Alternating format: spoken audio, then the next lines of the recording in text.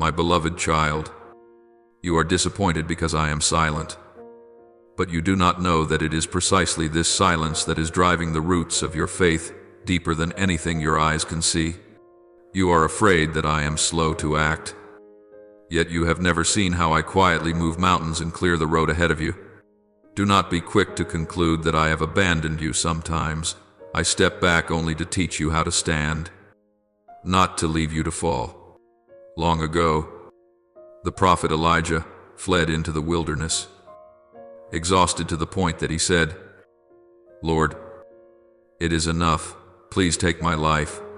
He thought the Lord was silent, mistook my seeming delay as a sign that he had been forsaken. But I did not rebuke him or scold him. I simply sent an angel to touch Elijah twice and say, "Get up and eat, for the journey you must go on is still long." There was no thunderous miracle, no roaring thunder, only a simple meal, yet from within that silence Elijah was raised up to continue his journey. In the same way, there are days when you hear nothing from me, yet you do not know that I am preparing a quiet strength, enough to carry you across a whole desert you were sure you could not cross. There are seasons in life when you do not need anyone to cheer you on. You only need a small sign that heaven still remembers you. Yet the longer you wait, the more you see nothing but a silence stretched out until it feels suffocating. You assume it is a sign that I have turned my back on you. But in truth, that is when I am placing you into an invisible furnace where silence becomes a mirror, revealing the cracks in your soul that you would not normally see. I am not cruel. I am healing the deepest parts of you in a way that noise could never accomplish. There are times when you look back over your life and see only missteps, dreams not yet reached, prayers not yet answered, doors not yet opened. You conclude that I have come too late. Yet it is precisely in those delays that I am resetting your breathing to match the rhythm of heaven. You only see time slipping through your fingers. I see a person being refined to carry a responsibility far greater than anything you are now imagining for your future. And then there are days when the pain is so great that your mind begins to ask, "Is God punishing me?" But you do not realize that what you call loss is often simply me pulling you away from paths whose end is a deep abyss. I do not let you hurt in order to humiliate you. I allow the pain so that you will loosen your grip on the things that are causing your soul to decay. My silence, my slowness, all of it is a carefully measured movement to protect you from what you are not yet clear-sighted enough to see. You still tend to think that when the heavens are silent, it means I have gone far from you and left you to struggle alone with things you cannot even name. But you do not realize that in the very moments when you tremble in the quiet, I am bending closest. Listening to each sigh you try to hide behind a calm facade. I hear even the words that never become sound. I see every tear you quickly wipe away when no one is watching.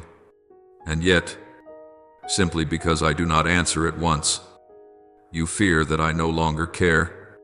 My child, silence is not a closed door. It is the room into which I lead you, so that I may mend the deep fractures you dare not touch. If you will be still inside, you will sense that my silence has never been distance, but the way I hold you in my arms without frightening you.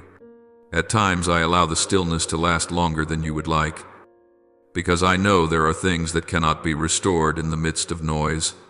You wait for a clear affirmation, while I want you to listen again to the beating of your own heart, where I have always been, not moving even half a step away. You think I am late, but you do not see that I am sharpening your faith in the gentlest possible way. I do not want you to trust me only when you receive what you desire. I want you to trust me even when every outward sign seems to say that I have forgotten. One day you will understand this faith is not born when prayers are answered immediately, but when you keep holding my hand, even when you hear nothing at all. In that very moment you grow, like a tender shoot learning to twist its roots toward the true source of life. I know there are nights when you lift your eyes to the sky and ask, "Lord, are you looking at me?" And I still want you to know that I have never taken my eyes off you. not even for a moment. You see silence as a refusal.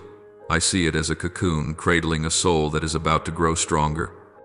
Sometimes I keep silent so that you will stop searching for answers outside yourself and begin to look for me in the rhythm of your daily life, where I hide myself in each small piece you usually overlook. I am not punishing you when I am silent. I am healing you at a pace your heart can bear. And one day, when you look back, you will see that I upheld you through things you once thought were of no importance. But I also see within you a quiet doubt. You believe you are no longer worthy of my attention. You think you are too weak, too wrong, too broken for me to want to draw near. Yet, my child, I do not see you with human eyes. I see you with the gaze of your Creator, the one who knew you before you were formed. I've never accused you with the harsh words you repeat to yourself each night, nor have I ever measured you by success or failure. I look only at the heart that keeps trying, though it is sometimes covered in scars, and I still call it precious. When you let silence lead you into self-condemnation, you unknowingly forget that I am a father, not a judge. What I am waiting for is not your perfection, but the return of your weary heart. Therefore, when you feel that the heavens are mute, do not shrink back and conclude that I am no longer there. I want you to learn to look beneath the surface of the stillness and see that I am still moving in places your eyes cannot yet reach. Do not run from me when you feel lonely. It is precisely then that I long for you to call my name with all the honesty in your heart, even if your only words are, "Lord, I am so weak." You do not need to be strong in order to stand before me. You only need to be real. From that honesty, I will lead you out of the fog that is covering your soul. And then you will slowly realize that the feeling of being forgotten is only the shadow of fear, not the reality of my heart toward you. Once you walk through that shadow, everything that follows in your life, time, opportunities, even delays, will be seen with entirely different eyes. You often look back over your years and wonder why everything seems delayed, why you always feel as though you have missed the important trains. When you see others walking quickly while you walk slowly, you assume that I am favoring them and forgetting you. But my child, I have never measured you by anyone else's pace. Every soul I have created has its own rhythm, its own appointed time, its own journey carefully designed so that it does not lose the essence I placed within it. Yet when you fix your eyes on comparison, you fail to notice my hand reshaping your path. You hear the clock urging you on, but it is often in those very moments that I am pulling you back from hurried steps that would leave your soul wounded and raw. I know there have been days when you opened your eyes and already felt at a disadvantage, out of step, no longer able to catch up with those who went ahead of you.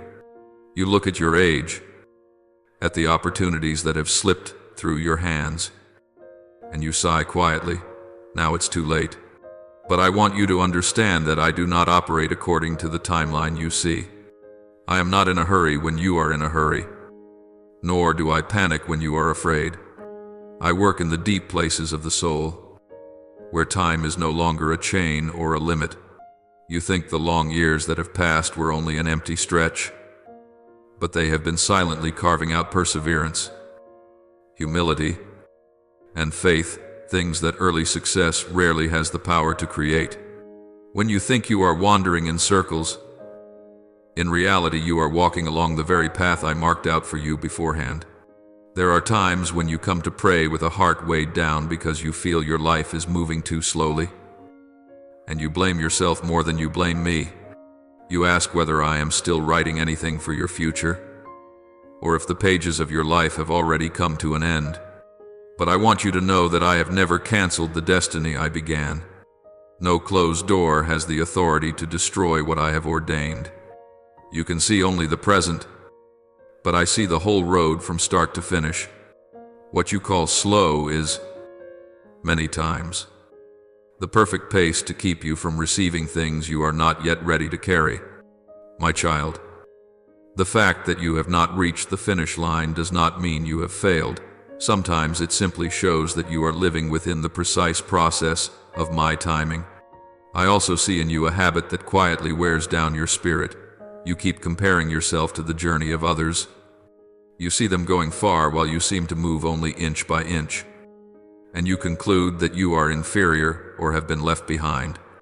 But my child, every comparison blinds you to what I am quietly restoring in you. When your eyes are fixed on someone else's achievements, you no longer see the seeds I am sowing in you each day. The fact that those seeds have not yet blossomed does not mean they are not alive. They are simply waiting for the right climate, the right light, the right moment I have appointed. If you force them to bloom in someone else's season, you will cause the tender petals of your own life to break before they have a chance to tell the story I long to write through you. So, when you feel your heart growing anxious because time keeps passing, I long for you to slow your breathing and look at me. Instead of looking at the haste of this world, you are not late. You are being held a little longer so that when the door opens, you will step through with a soul strong enough, deep enough, and mature enough to carry what I place in your hands. I do not want you to receive blessings too early, before you have roots, because rootless blessings will make you fall faster than you think. Let me lead you according to the rhythm of heaven, a rhythm that is never off by even a second. And then you will realize this: what you once called too late was in fact the delicate preparation for things you never thought you could be worthy to receive. And when you pass beyond your obsession with time, you will begin to see every stumble, every delay, every closed door with new eyes. You will no longer rush to conclude that I am withholding something good from you. Instead, you will begin to understand that I am holding you back from things that do not belong to you. From that awareness, your heart will grow lighter, and you will recognize that I am making a way for you in places your eyes have not yet reached. For when you have learned to trust me in the delays, you will also learn how to trust me in losses, in redirections, in the things you call pain. And that will be the door leading you into a greater truth. Pain is not always punishment. Many times it is the shield I quietly place in front of you. There are days when you look at the broken pieces in front of you and sigh, God must be punishing me. Disappointment seems to come too easily, and joy seems to arrive too late. You watch opportunities fade. Relationships that once looked beautiful begin to crack, and you conclude in silence, maybe God doesn't love me anymore. But my child, I have never used pain to take revenge on you or to push you down. I use it as a mirror so you can see clearly what is weighing your soul down, the things you have been afraid to face. If you are willing to draw near to me, you will discover that what you call unfairness is, at times, the very protection I have quietly prepared just for you. When a door closes, I see you bow your head and blame yourself, blame life, and then blame me. You do not know that sometimes I am the one who places my hand on that door and shuts it before it has the chance to crush you. There are people you thought were right for you, but I could see in advance the pain they might bring into your life. There are places you wanted to go, but I knew you would lose yourself if I let you enter, so I am forced to stop you.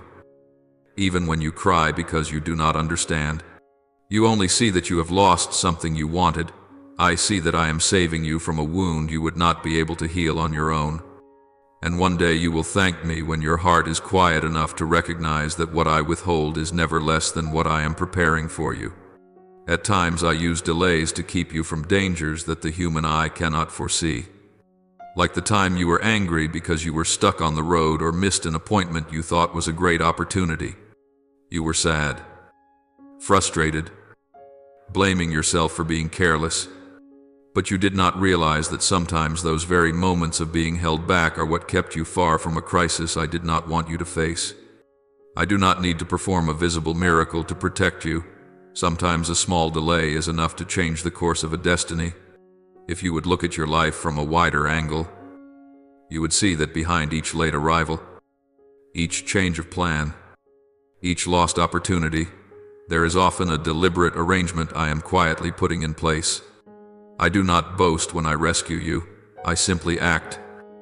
Then stand and watch you walk on in safety.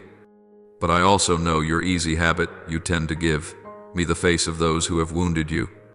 When someone lets you down, you are afraid I will do the same. When someone walks away, you fear I too will leave you. And when you are in pain, you quickly assume that I am punishing you. My child, I am not them. I did not come to strike you down.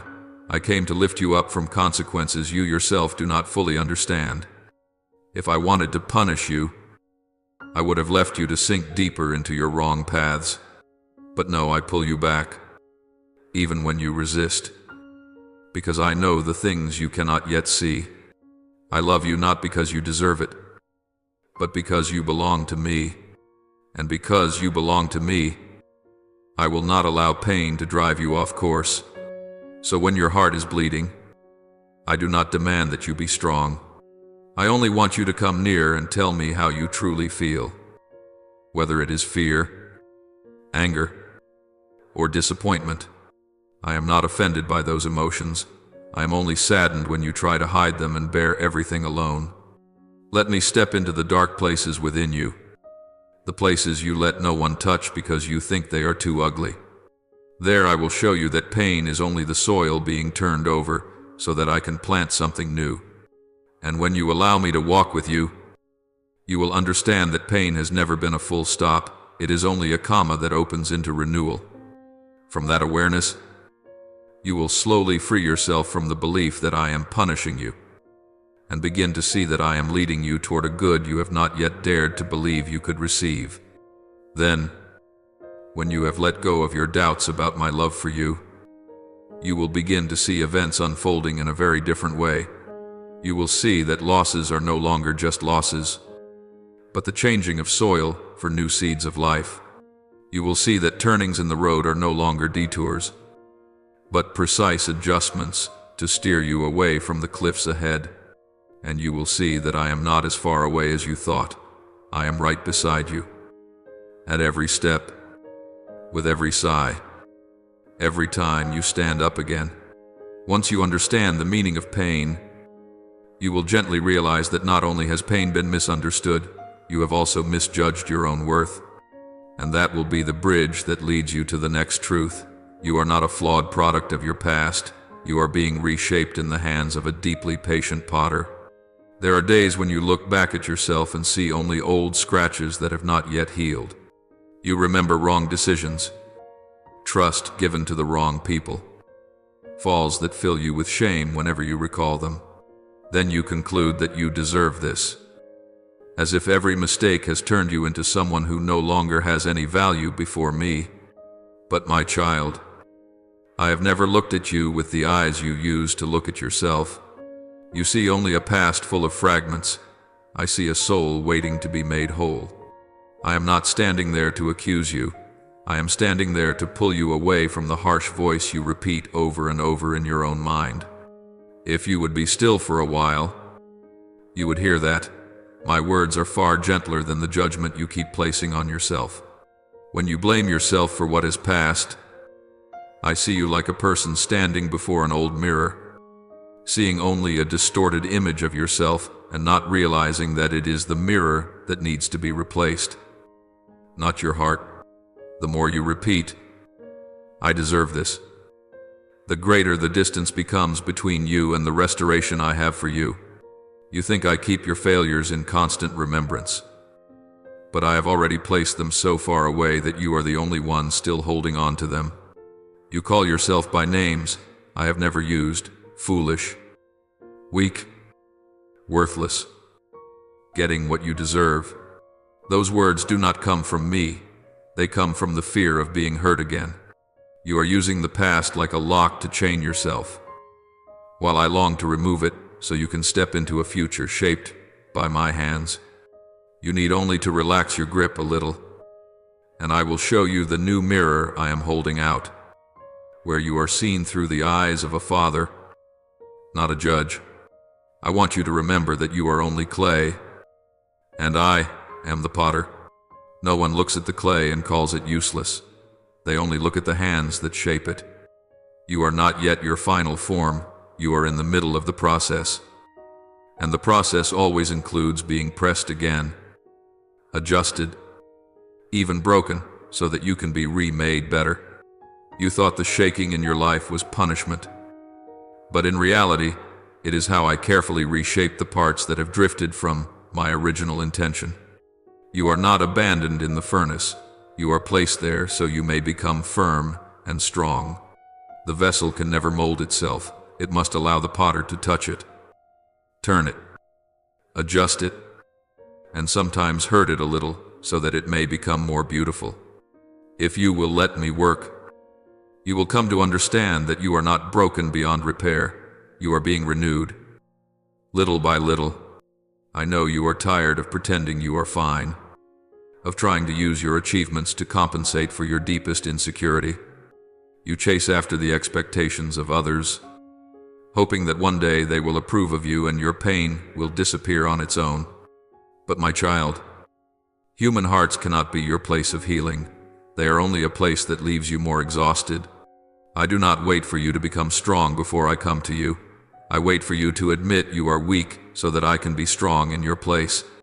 You do not have to play the role of the resilient one, because I love you in your truest state, tired, fragile, and sometimes not even knowing where to begin. I want you to lay down the burden of having to prove that you are good enough. For if you insist on keeping the right to condemn yourself, you are closing the very door that leads to restoration, which is my hand. So come near to me with all the things you consider ugly about yourself, missteps in your past, your cracked heart, your anger, your shame, your fear of being judged.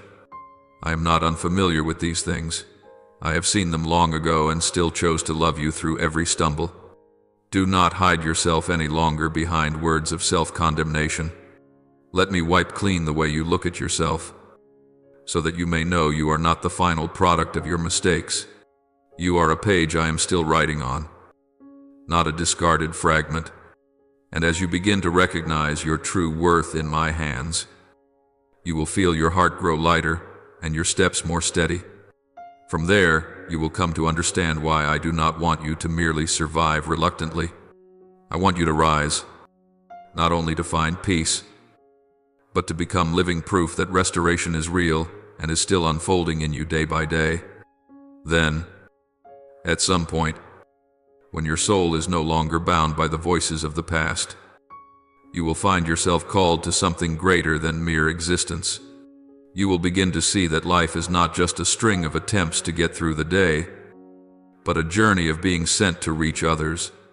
You will know that what once caused you pain has now become a key that opens a door for those who are lost.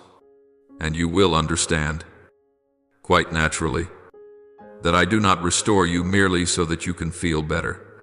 I restore you so that you may become light, so that through you, others may see me.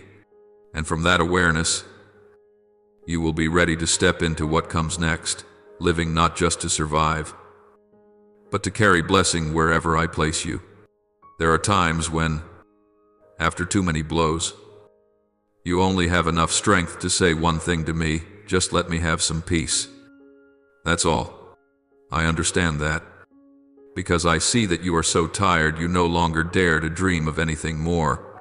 But my child, if you live only to avoid pain, only to get through each day, then you are living far beneath what I have placed inside you. I did not save you just so you could hide in a safe corner, lock your heart away, and fear every risk. I set you free so that you could step out, turning the very scars that once made you ashamed into a story of restoration for others. If you only ask for peace for yourself and forget that I long to use your life to touch other souls, the blessing within you will slowly run dry, because it has nowhere to flow. I know that many times you have ranked yourself among the ordinary, only daring to think that it is enough just to get by, asking for nothing more. You look at those who are used and think, I am not that kind of person.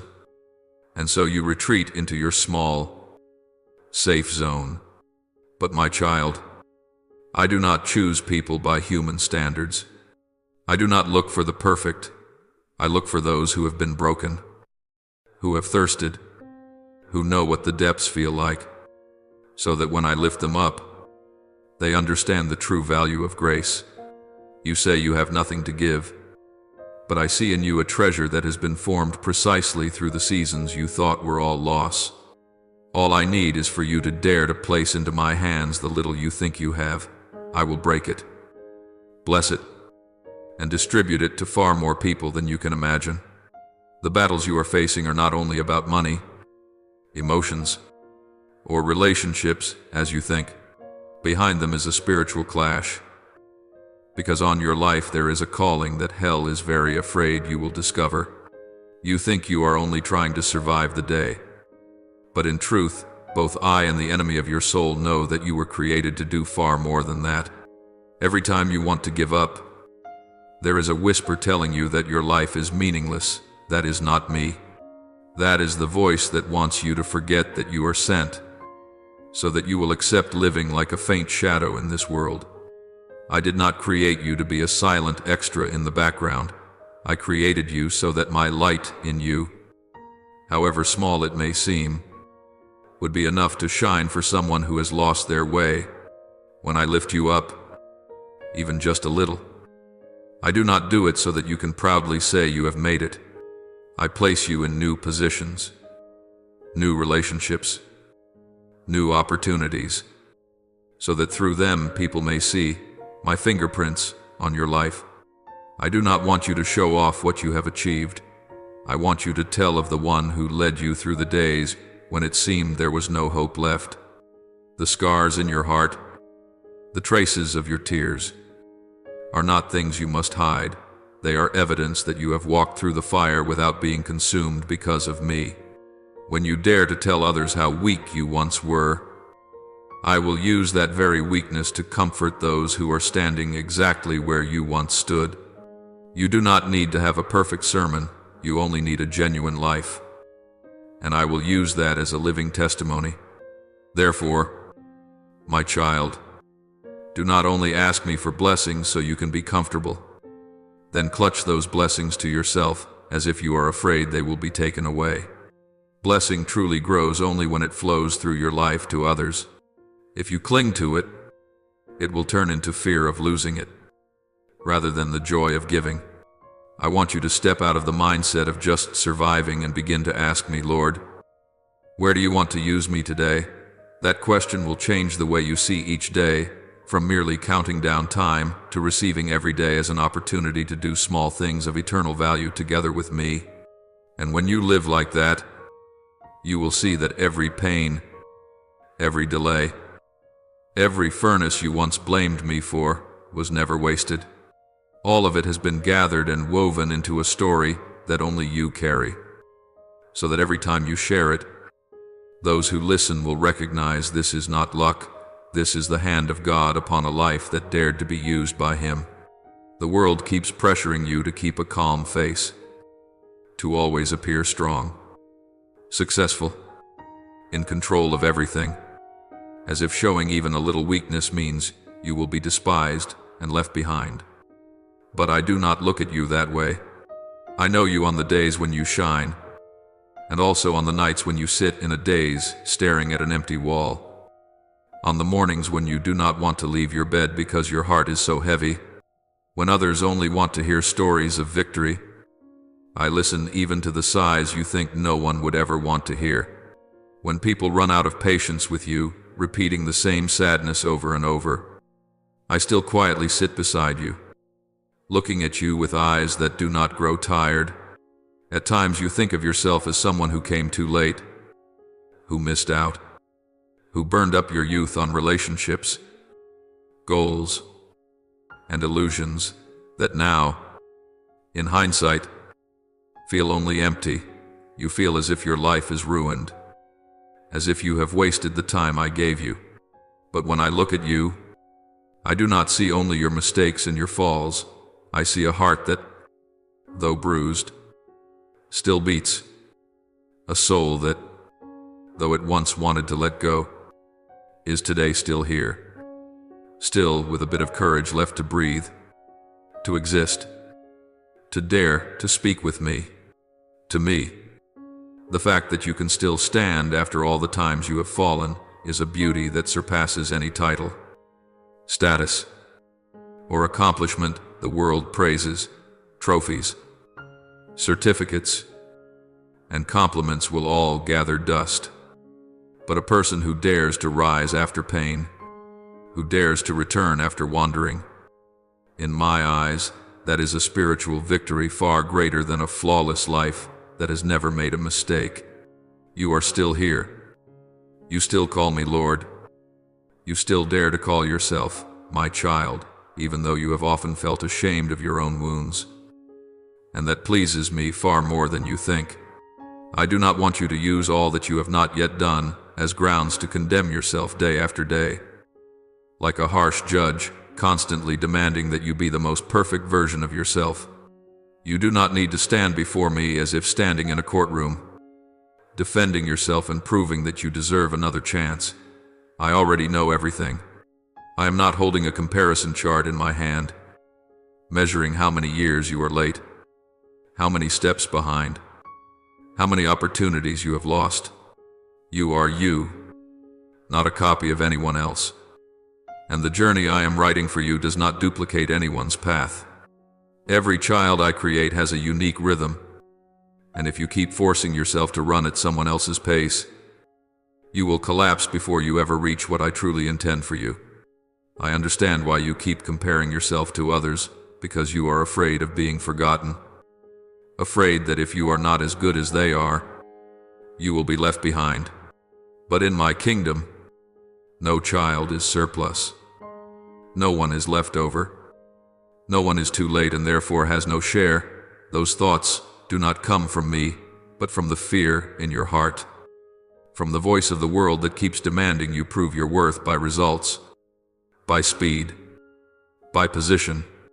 I do not see you that way. I see you with the eyes of a father who has watched every step you have taken from childhood until now, who knows every season you have smiled, every season you have wept, every time you have tried so hard that even you did not notice how much you had already given. Every promise I have placed over your life has its appointed time. Just like the seasons of the trees, some seeds sprout quickly, some slowly, some break through the soil after only a few days. But there are also seeds that must remain hidden for a very long time in the dark earth before they rise into a sturdy tree. You often only like what is instant miracles that happen quickly. Doors that fly open so that you do not have to wait, do not have to feel uncertain, do not have to face the question, why have I not received yet? But I do not work according to your impatience. I work according to my wisdom, from which I see the whole picture, when for now you only see a small corner. There are things I deliberately have not yet placed into your hands, not because I can bear to let you live in lack or deprivation, but because I know that if I were to give them to you at a time when your heart is not yet deep enough, your foundations not yet firm enough, your faith not yet rooted, then that very good thing would become a weight that breaks your back. I do not want blessing to turn into chains. I do not want grace to become the very reason that draws you away from me or away from your true self. I would rather slow things down a little in order to dig your foundations deeper, to teach you to trust me in the silence, to train you to stand firm when nothing is yet clear, than to give you something you greatly desire that would, in the end, ruin your soul.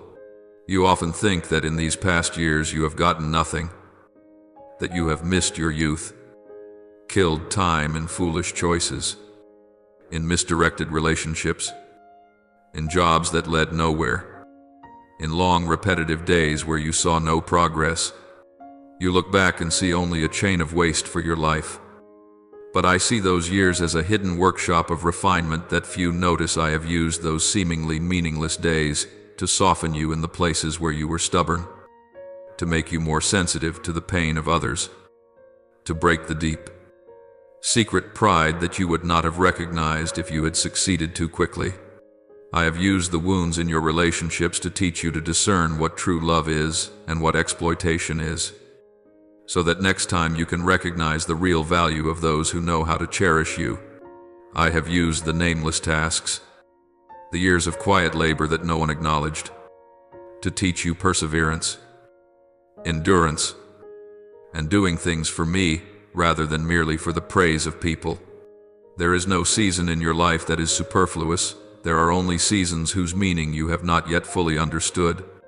And I do not mock you for not understanding. I wait for the moment when you are calm enough for me to explain each part again, right along the very footprints you once thought were wanderings. Today, even if you feel that you still amount to nothing, I want you to pause and look deeply at this one truth. You are still here. You are still alive, still able to feel, still able to believe, even if you believe with trembling. You do not know how many times you wanted to give up, yet you could never quite let go completely, because within you there is still a very small strand that connects you to me. It is precisely this seemingly fragile strand that delights me. It tells me that you have not entirely closed your heart to me, that you still long for something more than a life that merely gets by.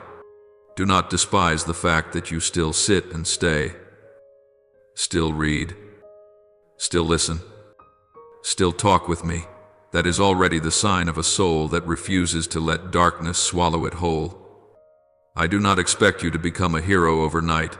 I simply desire that you give me the chance, day by day, to soften one more small part of your heart. And I want to tell you that you are not the only one who has ever thought it was too late, that there was no hope left.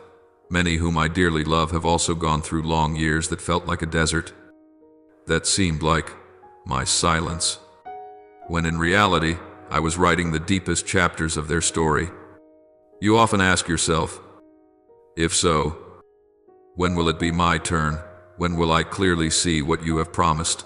I do not condemn that question, because I understand it is born from all the times you have stood on the sidelines watching others receive the blessings you too have hoped for. But I want you to know that in the spiritual realm, there is no such thing as your turn being taken by someone else. What I have set apart for you, no one can take. What I have ordained for others, you cannot seize.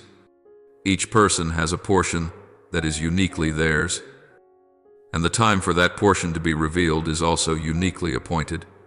The fact that you see others cross the finish line before you does not mean I have abandoned you at the starting line. Sometimes I intentionally keep you longer at the beginning so that you can learn what they do not need to learn, because you will need it in places where others will never go. Instead of asking, when will it be my turn? I long for you to begin asking, Lord, what are you teaching me in this season? When your question changes, your impatience will lessen, and you will see that I am not motionless as you imagine. I am busy preparing you yourself and the circumstances around you, so that when I bring you into the place I intend, everything will already be in its proper position. You are not forgotten in some corner of the sky, nor have I placed you at the very end of the line and then forgotten to call your name. I remember you, every tiny detail of your life, the things that others would never bother to notice. There are dreams you think you have buried, but I still hold them in my hands and quietly breathe life into them, waiting for the day when you are brave enough to receive them again without fearing failure. There are words you once spoke to me in tears many years ago, and then, worn out, you stopped mentioning them. But I have never forgotten. I keep them as seeds stored away, waiting for the right season to sow them again into your life. And now, though you do not yet see clearly, things are stirring in the unseen realm. I am stirring up those places you thought had grown cold, awakening the healthy desires you once extinguished because you were afraid of hoping only to be disappointed again. My presence is touching the dry places in you, making you suddenly realize you no longer want to live in a way that is merely getting it over with, no longer willing to accept a life of mere endurance, That is the sign that my spirit is at work, not to throw you into panic, but to help you know that I am still continuing my work in your life. You may not yet be able to name this change. You only feel a slight restlessness inside when you live exactly as before. A quiet discomfort when you continue to compromise with what you know is not right. A faint longing for something deeper that you cannot put into words. Do not be quick to quench these feelings. They are not meaningless instability. They are my gentle knocking at your door. I am inviting you to step out of a way of living that only seeks safety, that only wishes to be left in peace, that only asks me, please, don't let me hurt anymore, and to step into a way of living that knows how to ask, Lord, how can I belong to you more? How can I let you use my very life to touch someone? I am not demanding that you change the whole world at once. I only want you to begin with the small things I place before you: a sincere word of concern, a compassionate look, an act of forgiveness you once thought yourself incapable of. Every small step you take with me has eternal value, and it is precisely through those small steps that your calling is revealed. I have not kept you alive until today merely so that you might exist, merely so that you fulfill a few responsibilities and then disappear as if you had never been here. I preserve your life because in your story there is something I want to use to awaken other hearts. The scars on your soul are not only reminders of pain, they will become evidence that I can uphold a person who seemed to have no chance left. You do not know how many people need to hear that from your own mouth, to see that through your own life, and that is why I am awakening you, enlarging your heart, softening the places that once were hardened. You are not forgotten. You are not overlooked. You are not someone I have passed over so that I can attend to other souls who seem more important. You are being prepared for something both gentle and great, to become living proof that I still work, still heal, still make all things new, even in a life the world had written off as having nothing more to say. So do not be quick to belittle yourself, and do not confine yourself to the role of the one who just needs a bit of peace. I call you out of that. I call you to become a bearer of peace, a carrier of hope, a bringer of my light to the places where your feet tread. And as you step into this, you will realize that every delay, every silence, every year that seemed utterly wasted was in fact the path along which I led you the long way around, so that today you can stand in my plan without the fear that once gripped you. Have you ever noticed that right in the middle of days that feel pitch black and utterly hopeless, there is still something very quiet stirring in your heart, like a gentle breath threading its way into your chest, like a fragile beam of light that the human eye cannot see, yet your soul recognizes so clearly? Sometimes you do not know what to call it. You just suddenly feel like crying for no specific reason. You just sense deep within a strange kind of expectancy, as if something greater, purer, truer is slowly drawing near. You think it is only a passing emotion, but I want you to know it is the sign that I am rekindling a new life within you. Not the rushed kind of beginning the world offers, but a quiet yet enduring inception where I do not merely adjust a few external details, but change the way you see yourself, see me, and see this world.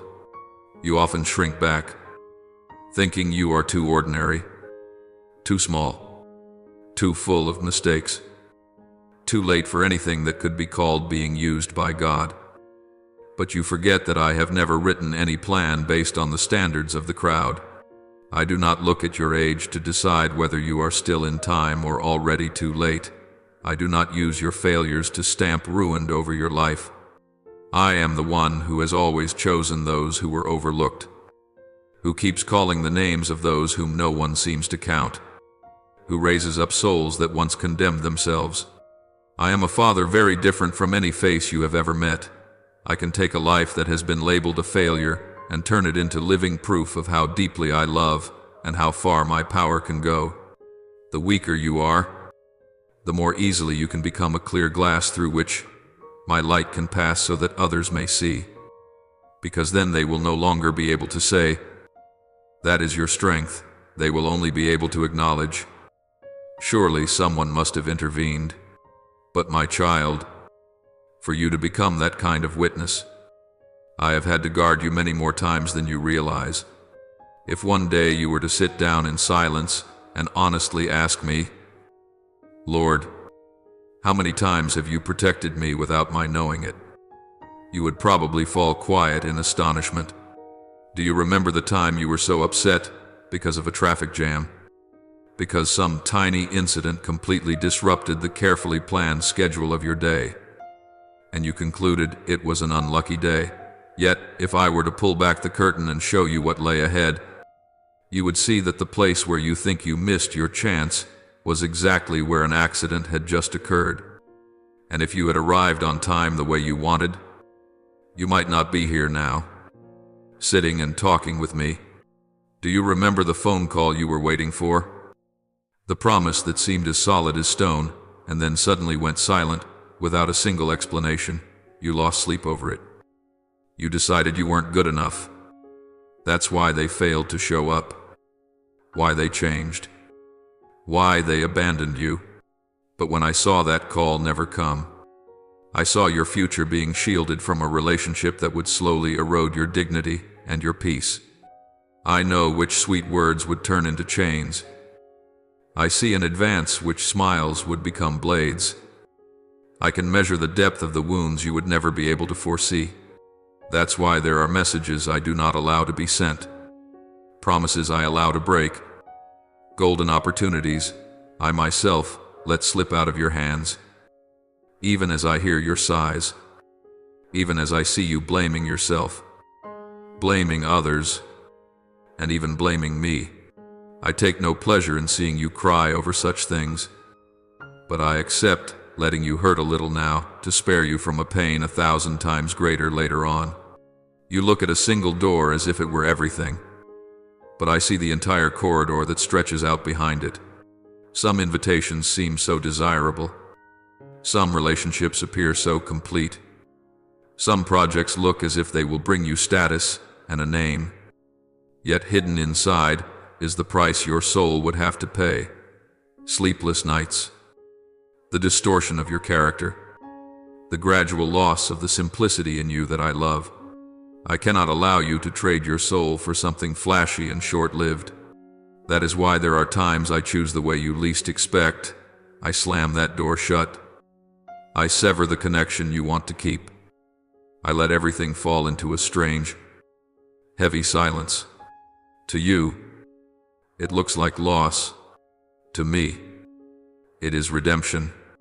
You ask why I do not explain immediately. It is because if I told you everything, you would trust me out of fear, not out of love. I want you to learn to trust me even when you are not given all the data, so that your faith is not a bargain, but a true surrender. Everything I do, whether it is making a way or blocking a path, adding or taking away, all flows from the same source, an unchanging, inexhaustible love for you. This love is not the kind that spoils you by giving you whatever you want, nor is it the cold kind that throws you into tests merely to check your loyalty. It is like a father keeping a knife out of the hands of his little child, even when the child cries and demands it, because he knows those tiny hands would wound themselves. It is like a doctor pressing on a wound to remove what does not belong there, causing you greater pain for a moment so that you will not be infected later.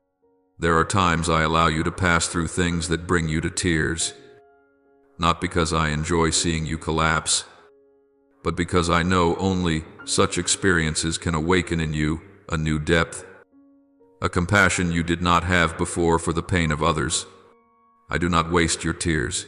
Each drop is received by me, remembered by me, and used by me to soften your heart so you will not become numb in a world full of hurt.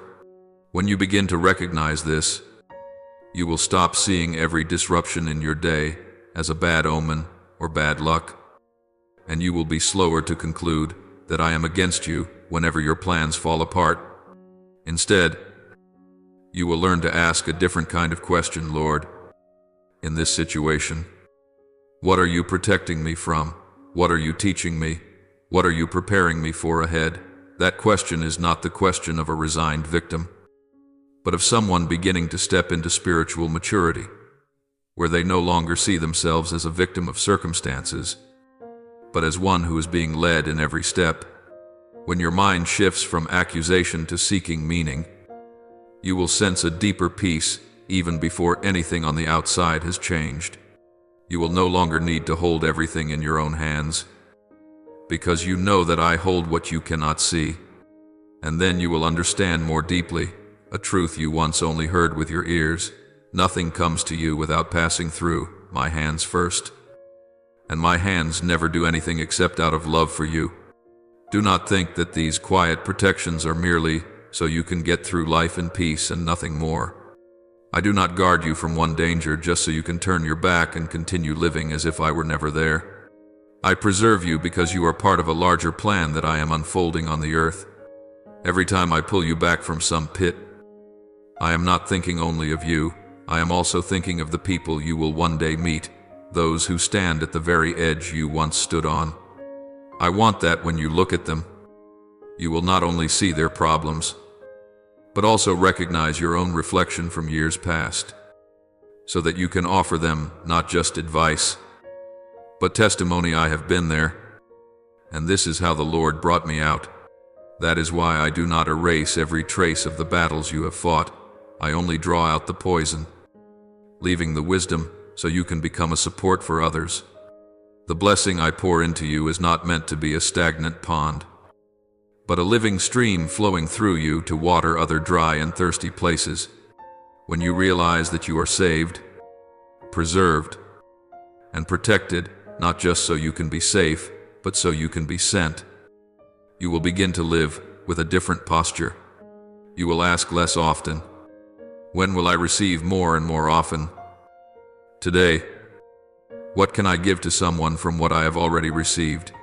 You will fear loss less, because you will recognize that the one who has kept you from countless dangers, who has broken traps you never even saw, is surely able to provide everything you truly need as you live for his purposes.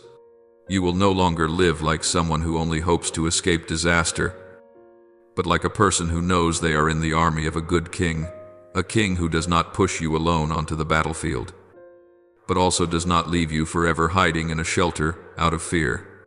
I want you to step out, fully aware that every step, every word, every choice you make can be a channel through which I touch someone. And once you begin to live like that, the traffic jams, the unanswered messages, the calls that never come, the plans that remain unfinished will no longer be unhealed wounds, but signs that remind you, my love always goes ahead of you, even when you don't see it. My child, everything I have done, I am doing, and will do in your life, both the things that made you rejoice and the things that once made you weep in confusion, all weave together into one single story, the story of a God who does not abandon, does not make mistakes, does not arrive late, and never does anything except what is good for those who belong to him. If today you still feel, deep in your heart, even the faintest warmth, the gentlest desire that I wish my life could be used for something more than just existing, then I want you to know I am the one who placed that desire within you.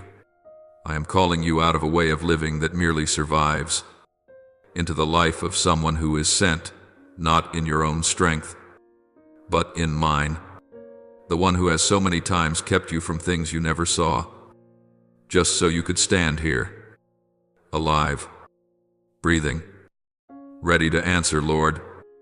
Here I am. Please use me.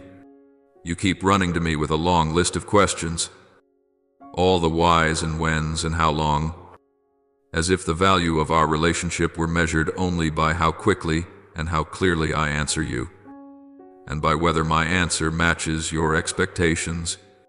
But my child, If I merely responded to each question and then turned away, I would be no different from a cold machine executing requests. You are far more precious to me than that. I will not simply throw a few solutions into your life to fix temporary confusion. I have come to dwell with you, to make myself the deepest answer to the empty spaces no explanation could ever fill. There are moments when you lie there, eyes open in the dark, heart weighed down and lips unable to form a single prayer. You think you are silent, but I hear every cry rising wordlessly from your chest. I sit there, not loud, not showy, simply gently present, touching the places in your soul that you believed had turned to stone. The locked rooms you sealed years ago for fear that if you ever touched them, everything would shatter. It is precisely in that quiet presence that I am working far more than you imagine. You think you have to shout until the sky changes color before I am moved. But even a weary sigh breathed in, my direction makes heaven tremble. Because my love for you has never cooled, even though you have let go, doubted, and accused me. I see the tears you wipe quickly away with your sleeve. And I do not tell you to stop crying, just to get it over with. I do not say be strong the way people often do. I simply whisper, you may cry in my arms, but do not let your tears lead you to the wrong conclusion about me. For while you think you are collapsing all alone, I am holding your heart, gathering each broken piece you are sure no one cares about. Every word you say to me, however clumsy, repetitive, or weary, is never thrown into the void. I keep them. I weave them into the plan I am quietly unfolding over your life. And not for a single second do I turn my face away from what you are carrying. You still imagine that prayer is you knocking on a door while I stand inside deliberating whether or not to open it. But in truth, each time you merely think of me, I am already at your side, my hand on the latch, simply waiting for your permission to step in. I have never been a distant deity who listens only when you present your requests in the right format. I am Father, and I long for conversation with you far more than I long to just resolve your crises. I know you keep tally of which prayers have been answered and which have not. And then you use that scale to measure my heart, forgetting that the most precious thing I can give you is not a string of results lined up with the plan you wrote, but myself, the unchanging, one who can be with you in every season, whether in gentle rain or violent storm, whether you are full of strength or unable to take another step. I am your portion that no one can steal from you, even if you lose everything you thought was essential. You are used to coming to me like someone approaching a service counter, submitting a request and impatiently waiting for a receipt. But I want you to learn to come like a child walking into their father's house, to sit down, open your heart, speak, listen, be still, and remain longer than just a few hurried minutes. Only in that lingering time can I water the dry places in you with my very word, with living truth, not to fill your head with information, but to give your soul something solid to cling to rest on, to be restored by. You have grown accustomed to living by emotions that rise and fall like waves. Today you believe because you see something. Tomorrow you sink when you see nothing, so I am gently drawing your eyes away from the froth and foam of circumstances toward the deep, quiet current of my word. There, the source of life flows continually, untouched by the changing weather of your life. When you are willing to spend time with me, to read, to ponder, to converse with every word I speak, and to place your own honest questions within them, you will find yourself like one who has discovered an underground spring, quiet yet enduring, unseen yet nourishing an entire field. I do not promise that you will be spared from every fierce wind, but I want you to know that if you choose to root yourself deeply in what I say, in who I am, and in my heart for you, then when storms come, You may sway but not be uprooted, ache but not break, grow weary but never be swept away. What holds you is not your own strength, but the unseen yet unbreakable cord that binds you to me. You have often run to seek fleeting encouragement from one person or another, from words that sound sweet but soon fade away, and I do not condemn you for that, for I know you need people. Yet I do not want you to stop at such fragile supports. I long to be the foundation upon which every relationship, every dream, every plan of yours is built, so that when one brick falls, the whole house will not collapse upon you, for the foundation is me, not anything else. When you live continually with the thought of just one more day to get through, you will only gather for yourself, hoping the waves won't strike too hard against your own life. And in doing so, the blessing within you grows stagnant, like a pond without an outlet, whose waters slowly turn murky. But when you begin to dwell with me, to understand me, to drink from my source, you will see that you are called to become a small channel, carrying living water from within you to other dry places. Then, blessing will no longer be something you clutch in fear of losing, but a current that grows clearer the more it flows, richer the more it gives. I see within you capacities you have not yet dared to believe in, the experiences you've walked through, the pains you have held. All these, when immersed in my presence and my word, become the precious substance that allows you to embrace another who is weeping in the same place where you once fell. You will not comfort them with empty phrases, because you know how real that pain feels. And in that moment when you reach out your hand to them, I am there speaking through your words, shining through your eyes, and using the scars that have healed in you to whisper to them that I am near to them too. You may think you are not mature enough, not wise enough to support anyone, but never forget it is I who do the work. You are only the vessel, the lamp. Your task is not to create your own light, but to keep the oil, keep the flame, keep the connection with the source. Each time you return to me, allowing me to touch the parts you wish to hide, letting my words soak into your worn-out thoughts and distorted ideas about me and about yourself, you give me the chance to reshape your understanding of worth, success, survival, and fullness of life. I did not place you on this earth merely to avoid pain and quietly disappear. I placed you there so that amid unpredictable storms and sunlight, you would stand as a small but clear sign that I am real, that I still act, still save, still transform, still walk beside my own. I want you to know that every moment I spend with you, speaking, comforting, correcting, is never wasted grace. For from those quiet encounters you will rise with new eyes, new steps, and a new heart.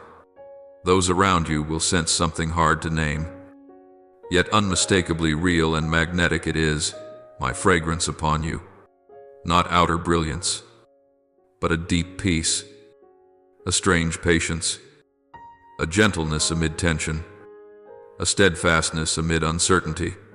All these fruits I grow in you are not for you to admire yourself, but so you might become shade for someone weary and thirsty. My child, I am inviting you to step out of the kind of life that keeps asking, Lord, when will I finally be at peace, and begin whispering instead, Lord, I want to know you more. I want to understand what you are doing in me, so I can be a blessing to someone else. When you shift your question like that, the whole center of your life begins to change. You will no longer see me as a machine that meets your needs, but as a father patiently training you, both tender and firm, comforting and instructing. And from that place of intimacy, day by day, quietly, I will transform one who once only knew how to survive into one who knows how to bring life, not by their own strength, but by the flow of life I have placed within and through them, reaching even the places they never imagined. Now, I invite you to pause and lay down the noise around you for a moment.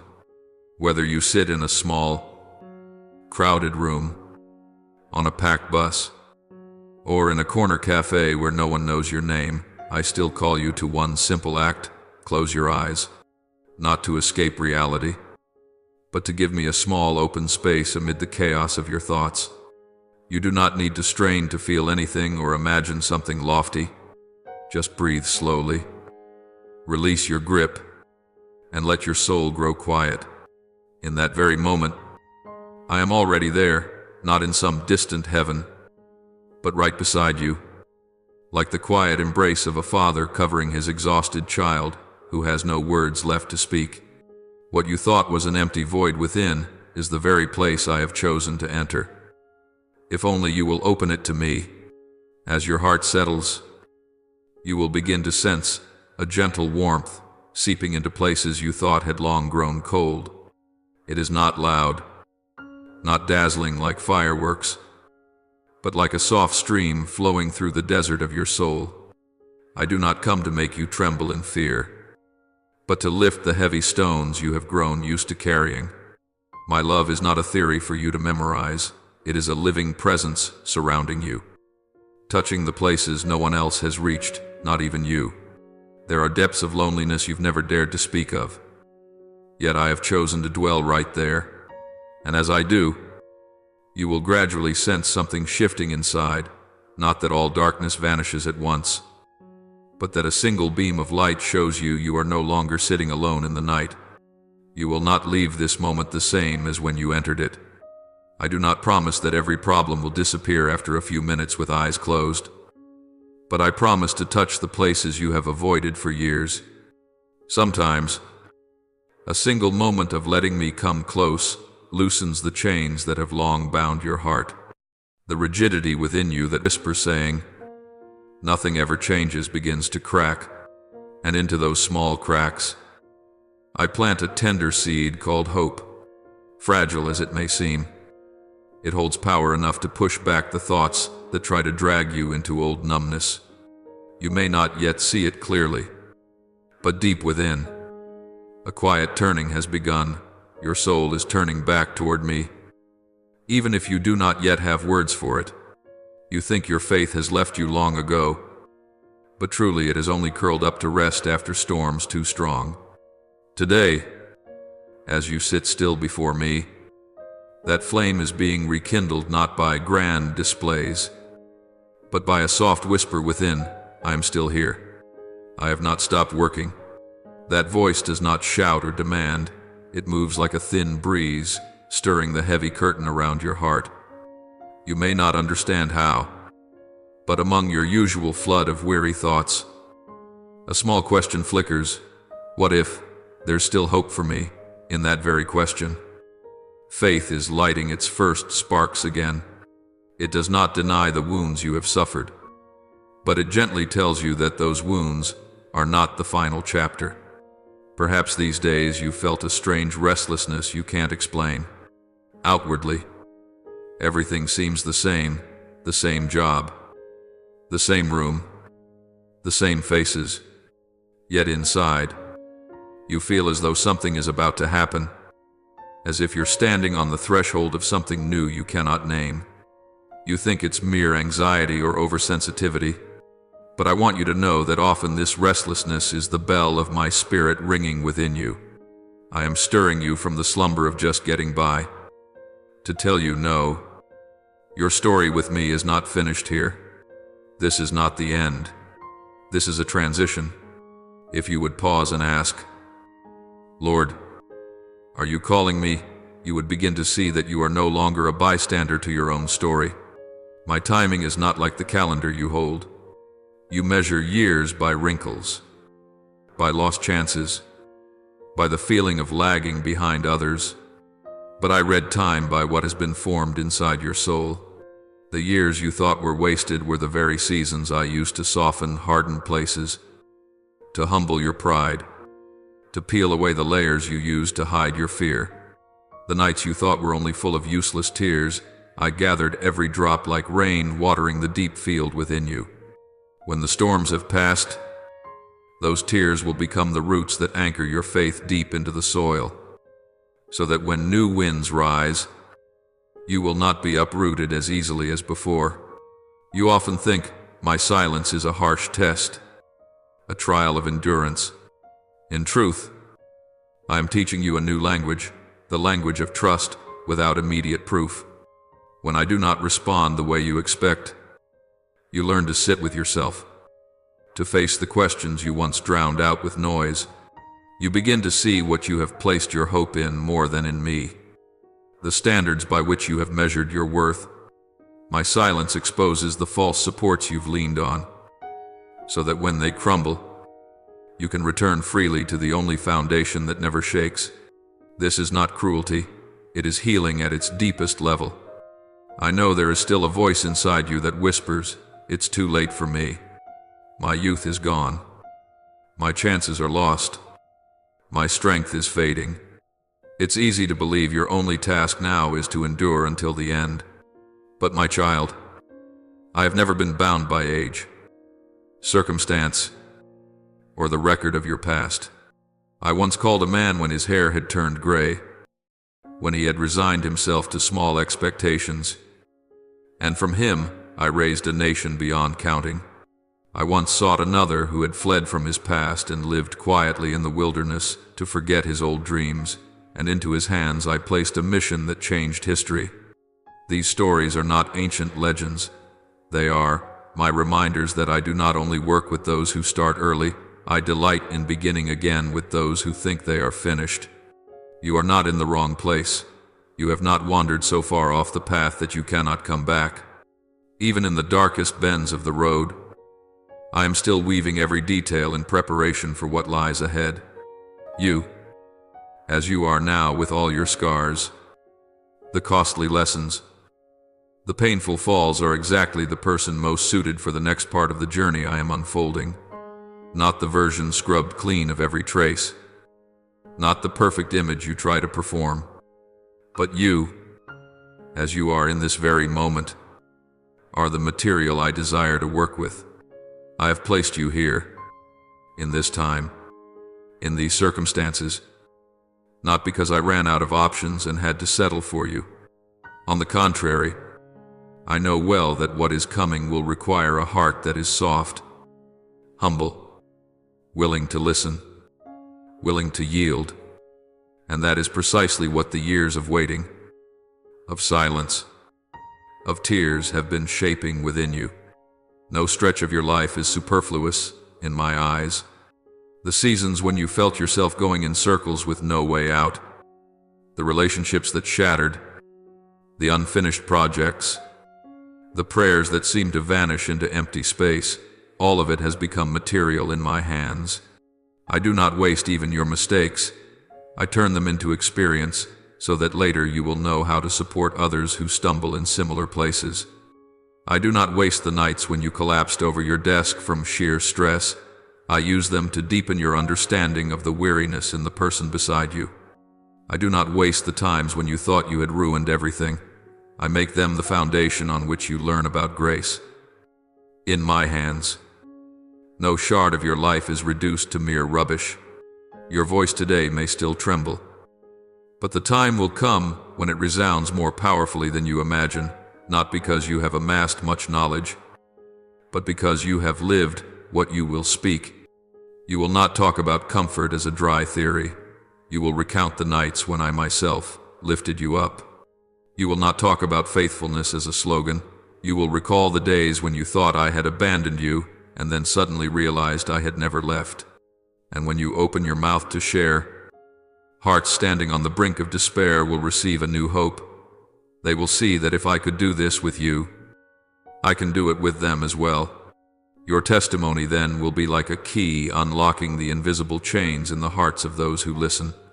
You are not merely someone who has suffered. You are the pathway I want to use to carry my grace into places where you yourself once longed for someone to come to you. You are a flowing stream, not a stagnant pond. The blessing that flows through you to others will in turn refresh you. You are a bridge, linking those who feel excluded to the love they never thought they could have. You are an instrument in my hand, sometimes tightened, sometimes having loose strings removed, sometimes enduring, jarring, off-key sounds, so that afterward you can produce a truer tone. Every note in the song of your life, whether low or high, I know how to weave into a composition that only you can play. What now looks in your eyes like chaos, confusion, and fog ahead will, in time, be arranged by me into a path clearer than you expect. I do not promise that you will see the whole picture by tomorrow, but I will give you enough light for each step, as you learn to live not merely for your own safety and comfort, but to join me in a larger story. You will find the meaning of each day lifted to a higher level. Fear will no longer occupy all the space in your thoughts, because it will have to yield to a new awareness. Your life has a reason to exist, and I am the one who has been, is now, and will continue using everything, even what you do not understand, to complete what I began in you. From that place, you will have the courage to open your eyes, not to return to old ways of living, but to walk as someone who knows you are in the hands of the one who never abandons you and never comes too late. My child, I see clearly how tangled your heart is right now, with worries smoldering day after day and negative thoughts like a shadow always chasing behind you, making every step feel heavy and even breathing feel exhausting. Yet in the very moment when you think you are carrying everything alone, I am quietly doing this one thing little by little. I am loosening the invisible cords that bind your mind. I am touching the deep places in your heart that you have long avoided for fear that contact would only add to the pain. I do not come to reproach you for being weak. I come to gently draw out of your heart the seeds of fear that have taken root for so long. The old voices that told you that you are inferior and unworthy of love. When I touch the memories you locked away, it is not to make you relive the pain and blame yourself, but so that I can wipe away the thick dust covering the little heart that I loved long before you knew how to call my name. You have grown so used to living under a heavy weight that you have come to think it is normal. But I say to you, I did not design you to live forever in such a state of weariness. You were created to breathe deeply, to walk steadily, to face life with a heart that no longer trembles in fear of being hurt again. I am gradually replacing the negative whispers inside you with my words, words that tell you that you are not a burden, not a mistake, but a child I cherish, protect and hold dear. I see every time you try to appear strong while inside you only want to give up. And it is into that very place that I am pouring my peace, not the kind of peace that makes you avoid reality, but the peace that enables you to stand firm in the midst of what has not yet changed. You were not born to spend your whole life bent under the weight of other people's opinions, dodging their gaze because you are ashamed of what you have gone through. I made you so that you can lift your head, even with eyes that have often been filled with tears, and dare to believe that your worth does not rest on praise or criticism, but on the fact that you belong to me. Though there have been those who called you names that wounded you, though there are words like blades still echoing somewhere in your memory, the final word over your life is still my voice, not the voice of anyone who has ever hurt you. You may have heard far too many times that you are nobody, that you can do nothing, that your future is nothing but a blur. But I do not agree with those words at all. I know how many dark days you have survived that no one else knows about. I know how many times you swallowed your tears just to keep going. And because I know all of this so well, I say to you even more firmly, this will not end with you living in fear forever. This is not a full stop, but a transition, a turning point where I use my hand to change the direction of your life story. You have believed that you would remain stuck forever in a hazy season, not knowing how to move forward.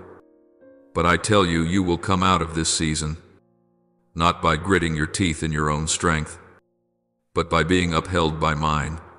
You will look back on this stretch of road and be amazed to see that in places that seemed to be nothing but stones and gravel, I had laid lessons, encounters, and moments of comfort that you did not even realize I was using to build you.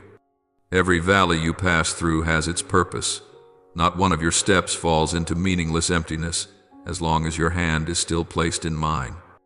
Even now, as you open your heart to listen, chains you cannot see with your eyes are being broken. Old patterns of thought that constantly drag you back into inferiority and self-condemnation are being touched and loosened by me. There are obsessions you thought you would carry for life, yet I am patiently untying each knot, even if you do not yet feel it clearly. I am not in a hurry, but I am not still either. My spirit is at work in you, careful and persistent, like a healer who patiently tends even to the smallest wound, overlooking nothing, despising nothing. You think you can hardly escape the inner prisons where you have locked yourself in shame, in guilt, in suspicion of everyone. But I am opening the doors of those rooms one by one. I do not use force. I do not shove you out of your hiding place. I take your hand and walk with you into the light so that you can relearn how to trust. Not in a single day, but through each small step, each conversation, each time you dare to be honest with me about what you are afraid of. I know you have been deceived by those you thought were your support, stabbed in the back by people who once promised to stay by your side. And so you built a strong wall around yourself, unwilling to let anyone come near. I do not blame you for being guarded. I understand why you had to build walls in order to survive. But I have not come to break you. I have come to dismantle those walls so that, while you remain protected by me, your heart will no longer be locked in loneliness. I do not demand that you immediately trust everyone again. I only invite you to begin by trusting me. And from there, I will teach you whom to trust, whom to set down, whom I am using to lift you up, and whom you must learn to release. You are not defined by the wounds others have inflicted on you, nor are you limited by the stumblings you brought upon yourself. Your true definition lies in my gaze when I look at you. I do not see you as a suspended sentence hanging over your head. I see you as a work in progress. In my eyes, you are not a burden, not an error, not a defective product of life, but someone I have called by name, someone I have sought out, someone I lift up each time you think you have hit bottom. Many times I have intervened so that you would not rush headlong into dangerous dead ends. I have closed more than a few doors that looked appealing but concealed depths you could not foresee. I have taken away relationships that seemed like blessings but were in fact traps. Many times you have complained that things did not go your way. But if you could see the whole picture as I do, you would understand that those moments of loss were precisely the times I was keeping you from a far greater loss. If today you can still sit here, still listen, still breathe, still have the chance to begin again, it is not because you are vaguely lucky, but because I have laid my hand over your life far more than you realize. If one day you could see clearly all the situations where I quietly intervened, the blessings I placed in the very places you only saw as empty, you would no longer have time left to complain. You would find your heart overflowing with gratitude. Not the outward kind of gratitude that just sounds nice, but the gratitude that rises naturally when you realize how many times you thought you had collapsed, and yet you are still standing today. I do not demand that you instantly become a completely different person, but I invite you to take small steps of trust, to step out of the thought, "You don't love me," to step out of the sentence, "My life will only ever come this far," to step out of the labels you have heard from others and replace them with the words, "I speak over you." Each day you choose to trust my words a little more, just a little more, is a day when the weight on your shoulders grows lighter, and the blessing within you begins to flow instead of stagnating. I do not only want you to be able to breathe, I want you to truly live. to live with the awareness that you are loved, kept, and sent, that everything you have gone through, both joy and sorrow, can become precious material that I use to uphold those who suffer as you have. When you grasp this, you will no longer see your life only through the lens of a victim, but will begin to recognize that you have been, are being, and will be turned by me into a witness to a love that does not abandon, does not turn its back, does not grow tired of repeated wounds. And on that journey, I will still be here, continuing to set you free, continuing to uproot fear, continuing to pour out peace, until you can smile and say, "Thank you, Lord, that even the things I never understood, you have used to save me and make me new." I say to you, things are not ending here. What you see now is only the opening margin of the story I am writing over your life. There are many dreams you once folded away, many prayers you thought had fallen to the ground, with no one to pick them up. Many plans you buried deep because you believed it would never be your turn. You see them as things that have vanished. But I have stored them in a safe place, waiting for the right moment. I do not throw away what I have sown in your heart and then stand by watching. I delay only because I know that if these things came too soon, they would break you rather than grow you. Now that your heart has changed, now that your eyes have learned to look back to me instead of being fixed only on your circumstances, I am beginning to loosen the knots I previously chose to keep tight. You will be amazed that doors which had been shut coldly for many years suddenly open softly, as if there had never been a lock, that paths you thought were permanently blocked become clear and wide, as though they had been kept reserved for you all this time. People who once treated you as invisible, who forgot your presence in the room, will one day suddenly call you by name, seek your input, and honor your contribution as though you had never been left on the margins. In the areas where you have long lived in lack, whether in finances, in relationships, in opportunities, or simply in the small measure of recognition every human heart needs, I will gradually fill them, not with noise or fanfare, but so clearly that even you must admit no human strength could have arranged it. I will let you experience the shift from a place of scarcity to a place of abundance, not so that you can boast of how capable you are, but so that you may know there is a source flowing through your life, a source that never runs dry. I do not do this because you are perfect, nor because you are more deserving than anyone else. It all begins with my kindness and my faithfulness. I keep my word to myself. I guard the covenant I have made. I go on loving even when you are weary, doubtful, or even wanting to let go. For this very reason, as you begin to step into a new season in which things seem smoother, lighter, more beautiful, I need your heart to understand one core truth. Everything that is poured out over your life is not only so that your life may feel more comfortable, but so that through you others may recognize me. I lift you up, not so you can build yourself a little throne and sit there enjoying it, but so that you may become a living signpost pointing toward me, letting those who are lost know that hope still exists. I heal you not so that the story ends with your pain gone, but so that those who are still bleeding may look at your closed scars and believe that they, too, can be healed.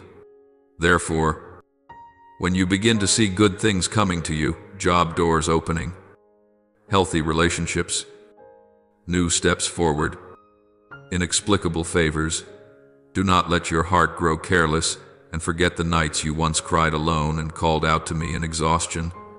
Do not let the words of praise be given to others, while in your own heart there is only the feeling, I deserve this, as if you had climbed to where you stand now by yourself. Pride does not always appear in loud declarations. It slips in quietly through thoughts like, without me this would never have happened. In the way you look down on others because they have not gone as far as you. In each time you stay silent about me, yet speak so much about yourself. Remember this: what gentleness, gratitude, and humility have patiently built in hard seasons can be destroyed by just a little self-exaltation. I may place you in higher positions, give you more influence, more voice, but at the same time I carefully teach you the lesson of bowing low.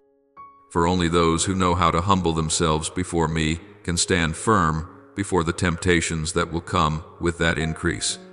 In the hidden place under my arm, when you choose to obey though no one sees, to keep your heart pure though no one praises you, to speak the truth though it costs you, there the true strength of your soul is unlocked.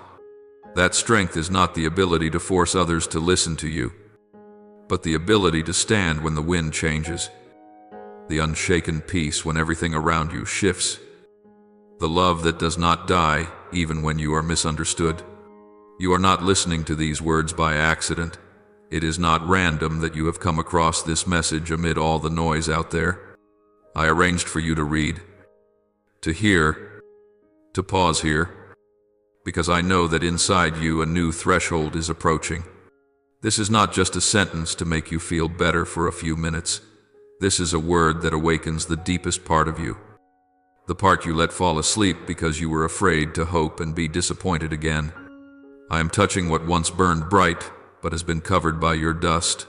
I am calling back the dreams that are from me, which you abandoned in order to live a safe life.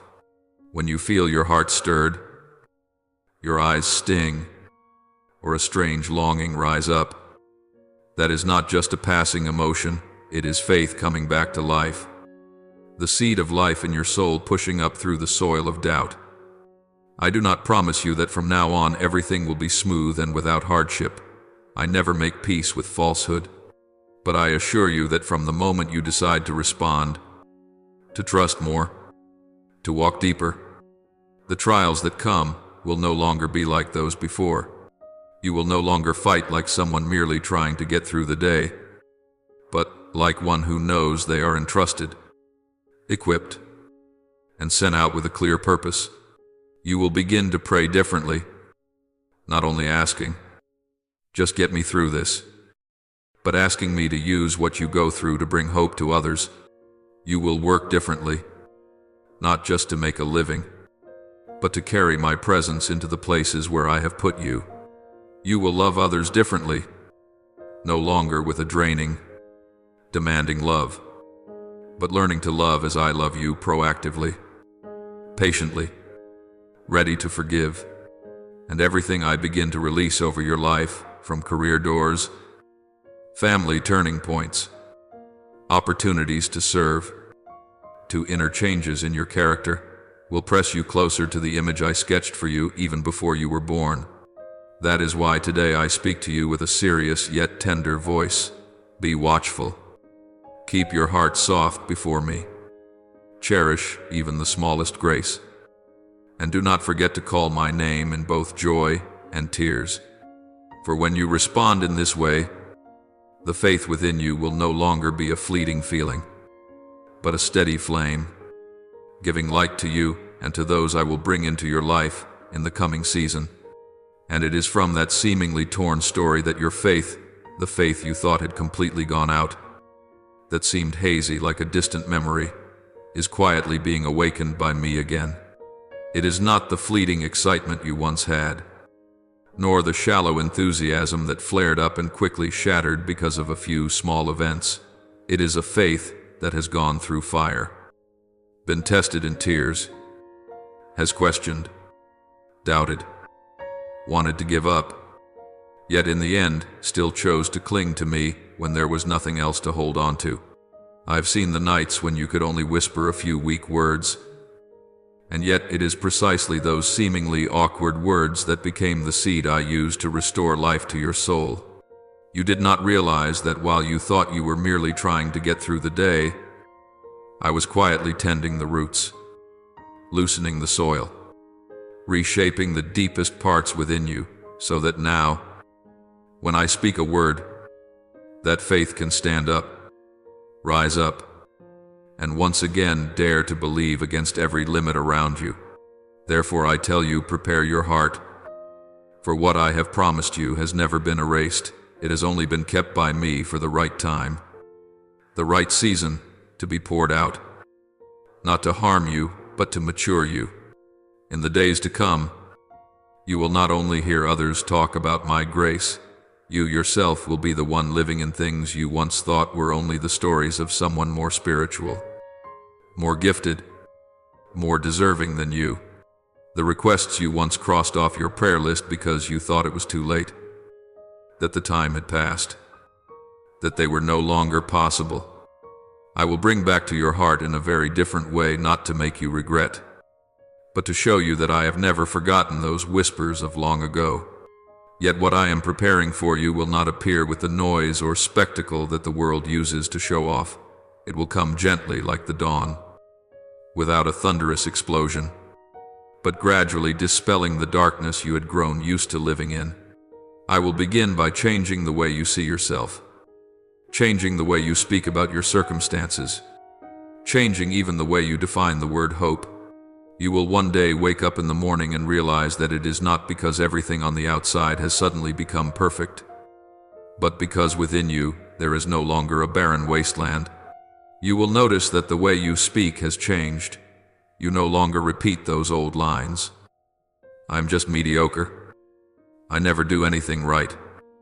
But instead you begin to confess what I say about you, that you are loved, chosen, and sent.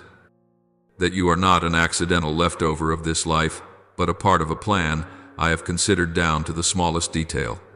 The eyes that once could only see everything through the lens of fear and inferiority will be wiped clean by me, so that you can discern more clearly what I am doing in the midst of very ordinary things, a casual conversation, a job that seems to have nothing sacred about it, a person you once thought would never care about the gospel, a small opportunity that suddenly opens up a whole new territory.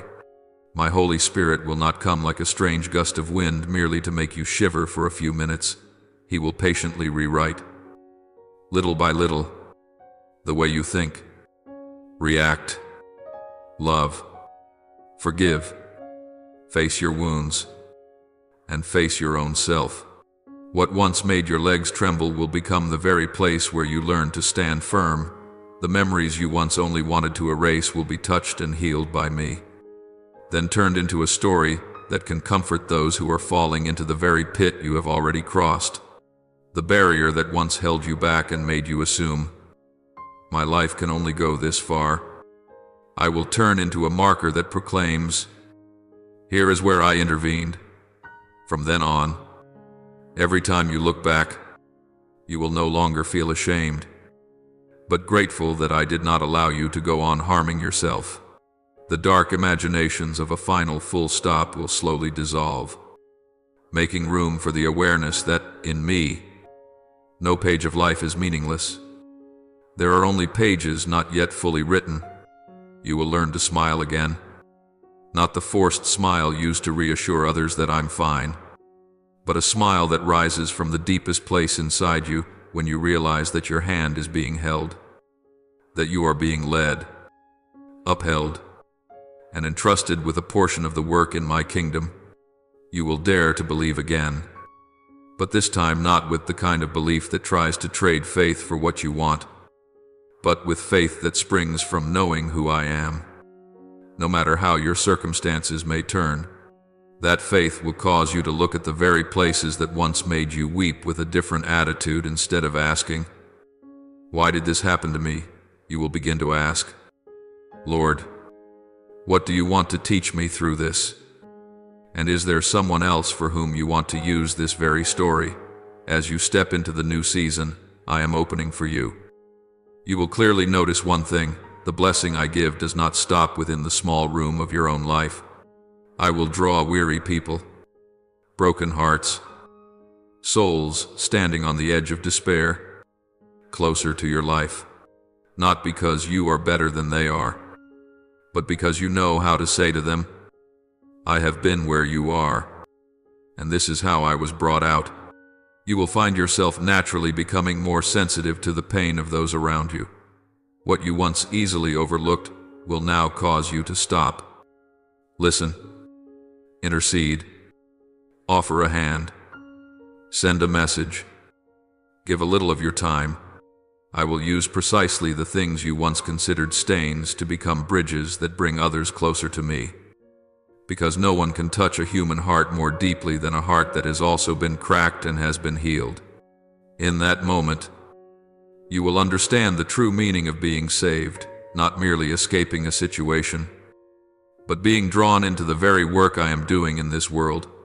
You will no longer pray only, "Give me peace, give me enough to live," but will gradually learn to pray words that stretch beyond your own line of sight. "Use me according to your will.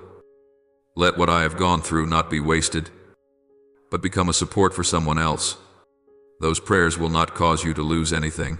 On the contrary, they open up for you a life with depth, direction, and purpose. No longer drifting aimlessly in a meaningless current, you will enter a season where each new day is no longer just another stretch of road to endure, but a page I am ready to keep writing together with you. I will show you the small doors you once dismissed, an ordinary job that becomes the place where you can live faithfully and reveal a different spirit, an imperfect family that becomes the soil where I let you sow love and forgiveness, a small group of people that becomes the place where I teach you to persevere. Walk alongside one another and lift one another up. You will realize that the most beautiful season is not when you have everything the world applauds, but when you live in your true calling, in the right place, in the rhythm I have set for you, so that blessing can flow through you naturally, without strain.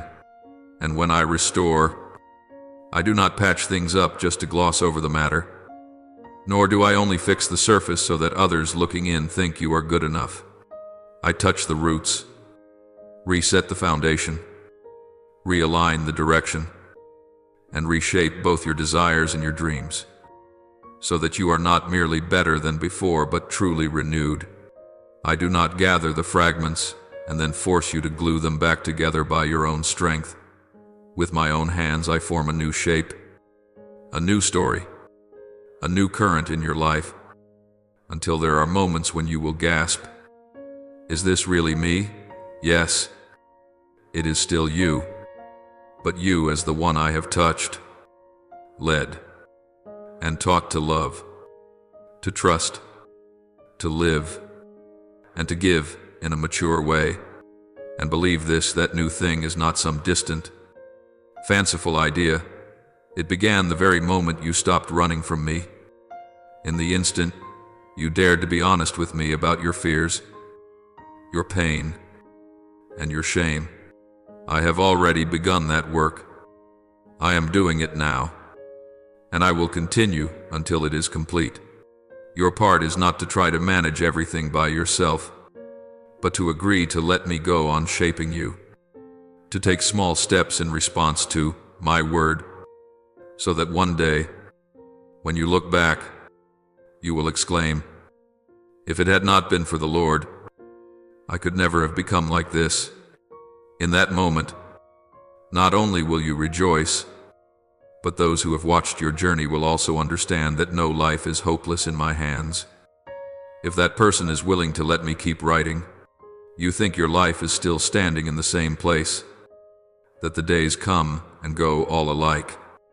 But in reality, right in that quiet zone where it seems nothing is happening, something very different has begun to take shape within you, silent, persistent, without noise, and without needing anyone's recognition, like the root system of a tree deep beneath the ground, unseen by the eye and unheard by the ear, yet quietly stretching downward, going deeper, seeking water and preparing for a season of rising so strong that no wind can uproot it. That is what I am doing in your soul. You may look around and see that your circumstances have not changed much, still the same familiar faces, the same recurring challenges, the same constant worries, the same unanswered questions. But I can clearly see an important shift. You yourself are no longer the person you were yesterday. The things that once had the power to bring you to your knees no longer rule you as before. The words that once crushed you for an entire week are now only distant echoes that no longer determine your worth. The wounds that once made you afraid to open your heart are slowly becoming scars that remind you that you have passed through and are still here. This is not you being strong by your own willpower. It is the imprint of my spirit quietly working in you, redirecting negative thoughts, soothing sensitive places, rearranging priorities you could never sort out on your own. Wherever my spirit is present, fear no longer has the right to shout as it once did. It can only whisper, and you have learned to recognize it and return to my comforting voice. You are not as weak as you keep telling yourself. You have walked through storms that, in the past, would have made you give up long ago. You have endured sleepless nights, heavy mornings, days when your heart was exhausted, and still chosen to hold on to me, even if only with a very short, very fragile prayer. Lord, please do not leave me. It is precisely those whispered words, those times you kept clinging to me when you had no idea what I was doing, that have moved my heart more than you imagine. I am not moved by eloquent prayers spoken only with the lips and not with the heart. I am moved by the simple, awkward yet honest cries that burst out from a chest still full of wounds, yet daring to turn toward me while the mind is full of confusion. I treasure the children who do not run away from me when they are in pain, but keep coming back, even with trembling steps, hearts full of questions, and tears still wet on their cheeks. You have done this again and again, and though you think it is nothing special, in heaven every tear of yours is remembered. Every sigh is clearly heard by me. Never have I turned my face away when you cried. Not for a moment have I stopped my ears to your lament. It is just that many times I allow silence to answer instead of rushing my words over a wound still bleeding, because I know there are injuries that must be bandaged slowly, by presence rather than explanation. When the whole world is busy with themselves, I become the place where you can lay your head without fear of being judged. When you feel as if you are disappearing in the crowd, unseen, uncared for, I still call your name in my heart, like a father remembering the child he loves among countless other faces. There are desires you thought had died out, dreams you once buried deep and swore never to mention again for fear of being hurt once more. I have not thrown them away. I keep them in a place where time cannot reach, waiting for the right moment to place them back into your hands in a form that is more fitting, more mature. You think you have lost everything, but I tell you that there are things I have deliberately put aside in order to protect you from the unripe versions of those very blessings. I do not take away to punish. I set things aside to preserve the best for you, until your soul is capable of receiving them without being crushed by their weight. Now, even though your eyes cannot yet see it all, in the unseen realm a new season has already been set in motion. The gears you thought had long stood still are beginning to turn again, smoothly and with purpose. It is not by chance that lately you have felt a very hard to describe stirring in your heart, like a call to rise, like a longing to no longer live on standby, like a tiny yet persistent thought whispering, maybe God still has something for me. That is not an illusion. It is the signal I am sending you, the sign that my spirit is once again breathing new life into places you once believed were dead. You are beginning to notice that you no longer react to challenges the way you did before. You do not collapse as quickly as you used to. You are no longer so hasty to blame yourself. You know how to pause and ask me more than you ask others. These changes may seem very small, very quiet, but in my eyes they are an extremely important turning point, because they show that the roots of your faith have gone deeper and are no longer as shallow as when you clung only to passing feelings. Every step you take in this season is being realigned by me, even though your outer schedule may not look all that different. The direction within you is no longer the same. You used to be afraid of dreaming, because every time you dared to dream, you faced the risk of disappointment. You used to be afraid of opening your heart, because every time you trusted, you exposed yourself to more hurt. You used to be afraid of joy, fearing it would be snatched away as soon as it appeared. I understand each of those fears. I have seen you curl in on yourself like someone who has just escaped a hailstorm, only daring to stand pressed against a wall, watching everything from a distance. But, my child, the season I am leading you into now is not a season for you to remain on the sidelines anymore. This time, it is I who guide every step, not your emotions, not your impulsiveness, not the enticing yet hollow urgings around you. I will not allow you to go back to the old cycles you are too weary to continue. I am bringing you out of the endless loop of merely existing by opening your eyes to see that you were created for more than that, to love, to give, to become living proof that restoration is real. Every step you take, down to the smallest decision, I am using to tune your heart into harmony with my good purposes. You may not yet see the long road ahead clearly, but you will recognize each next step when it comes, because it will not drag you into panic but will lead you into peace.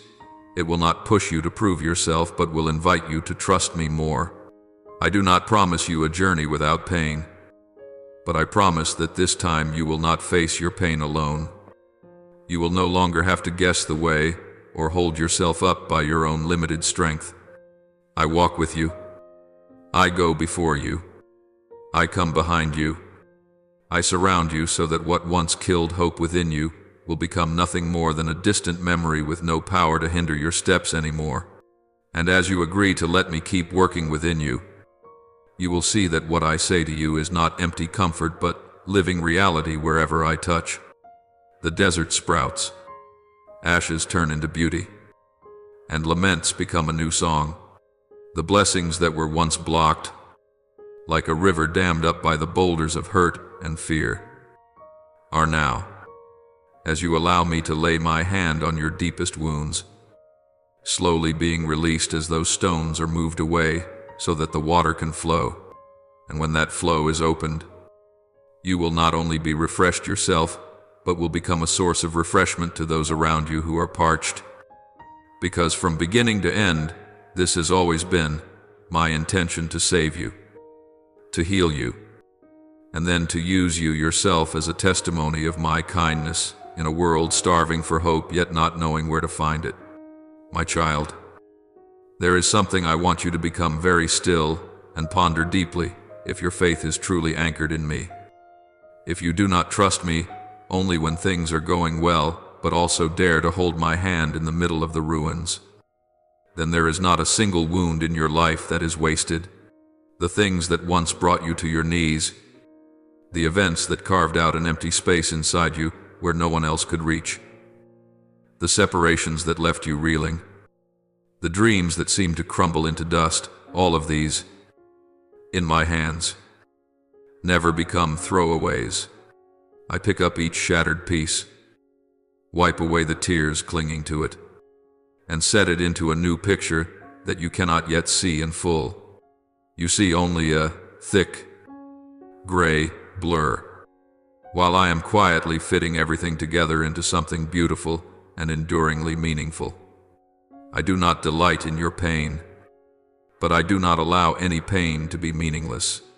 Every tear you shed is noted by me, not to remind you of how weak you have been, but to prove that there has not been a single moment when you had to struggle alone. You may forget the times you broke down in tears, but I do not. You may think your life has been crushed beyond rebuilding, but I am the one who decides where the ending lies. And I have not placed a final full stop over your story. You are simply standing in a pause longer than you expected. And in that pause, I am not dormant. I am working on the foundations, in the deep places no one else can see, so that when you step out, you will not only stand firm for yourself, but will have the strength to lift up others who are trembling the way you are today. You often reproach yourself for having dropped so much time, for letting your youth slip through your fingers, for letting opportunities you believed would never return vanish because of unwise decisions.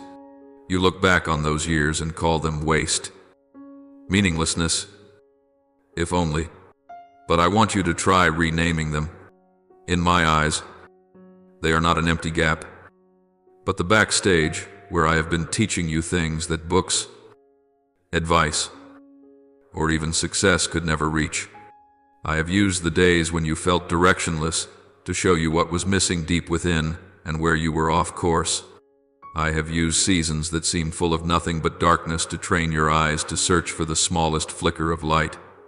I have let you taste loss and disadvantage in order to remind you that a person's true worth does not lie in winning or losing. You call that a terrible past. I call it soil that has already been plowed and broken up, just waiting for new seeds to be sown. And that is what I am doing. I am sowing again, rebuilding again, rearranging again, with a patience far greater than anything you have ever imagined. You think that all that is left of you is a scorched foundation after a great fire, but I see in that very place the best ground on which to build a new house, because nothing of the old remains to hold you back. You will not stand forever in the ashes. You will step out. And one day you yourself will find it hard to believe that the place where you now stand is where you once thought everything had ended. I know there are times you look up and ask in your heart, why did you not stop those things from happening in the first place so I would not have had to hurt this much? You ask that because you are looking at everything from where you stand, where you can see only a very short stretch of the road. I do not rebuke you for that. I understand how tired your heart is. But I want you to know that sometimes, if I were to remove immediately everything that causes you pain, you would never truly grasp what you have been rescued from. It is precisely those wounds that slowed you down, that stopped your feet, that kept you from racing headlong into dead ends that only seemed to glitter. It is precisely those disappointments that pulled you away from ties that would have bound you until you no longer recognized who you were. I do not create evil or sin, but I know how to turn even the worst things you encounter into a part of your restoration story. What the enemy intended to use to break you, I use to show you and the world that no power can snatch you from my hand when you allow me to hold you. That is not just a way of thinking to make you feel less sad. It is the way I am truly at work. I do not demand that you smile through gritted teeth while still bleeding. I merely invite you to lift your eyes a little, to look further and higher, to see that pain does not last forever, but my love has no end. You often live in quiet anxiety, fearing that you have delayed too long, that you have fallen too far behind, and that what I once promised must have fallen away with the passing years and repeated failures. But, my child, I am not like human beings who change their minds because time has gone by, or who tear up the script of your life because you have stumbled. What I began in you, I have both the power and the patience to bring to completion. The years you consider completely lost I can repay in ways you cannot imagine. I do not simply give you back the old things, because many of those were never truly good for your soul. Instead, I give you things that are deeper, truer, more enduring things that mature you, that soften your heart without breaking it, that teach your faith to cling to me rather than to outcomes. There will come a day when, looking back, you will whisper, the waiting was not wasted. Every tear was worth it, because through them I learned what is truly real. It is not that pain is beautiful in itself, but that in the midst of pain you have touched me more clearly than ever before. And that is what fills those seemingly lost years with meaning. That is why I plead with you not to let go of my hand now. I use the word plead, not because I am powerless, but because I see clearly what lies ahead if you will just hold on a little longer. You think you are merely dragging yourself through the last few steps of a pointless journey. But in my eyes, you are very close to an important turning point. Just one more step, even a slow step, a step taken through tears, a step taken in fear, is enough to open up a different sky. You do not need to leap, you only need not to turn your back. Every time you choose to move forward, however gently, I hasten toward you. You see yourself inching forward, bit by bit, while I am shortening the distance between us with great urgency.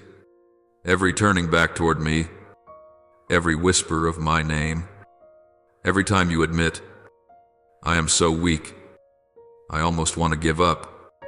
Yet still, do not cut the cord that ties you to me. All of these are rungs on the ladder lifting you out of the abyss you once thought you could never climb. You do not realize that I have prepared for you a place of belonging, a reward that no power, no authority, no accusation can tear from your hands. That image is not a throne for you to stand above others, but a space of peace where you may sit down, lay your burdens down, and cease from having to pretend that you are fine. I have already set a banquet for your soul in the midst of the noise and chaos, a place where the enemy may stand and watch but cannot interfere. When you are ready to step into this place and allow me to care for you and heal you, you will understand that every detour, every fall, every long bitter night has been leading you back here. It is not because I take pleasure in seeing you collapse, but because only here can you truly see how deep and wide my heart for you really is. Then you will begin to see more clearly what you once called punishment was, in fact, a wall of protection, shielding you from things that, if I had allowed them to happen, would have caused you to lose yourself. What you once mistook for being abandoned was actually the distance I kept from the things that were slowly draining the life from your soul. What you once saw as the final full stop was actually the moment I opened a new chapter, with pages no longer stained by old definitions, where you are no longer named by your failures, but by the love I pour into your life each day. I have a covenant with you, not a thoughtless phrase I threw out to smooth things over, but an eternal decision that has been sealed with my very life. Unlike people who speak easily today and forget tomorrow, I am not driven by passing moods. I do not love you more on the days you do well and less on the days you are weak. My love for you is not built on a scoreboard of achievements, and it does not collapse because of the times you fail. I love you because you are mine, because I saw you long before you ever became aware of my presence. When you stumble, I see the pain in you, not someone who deserves to be discarded.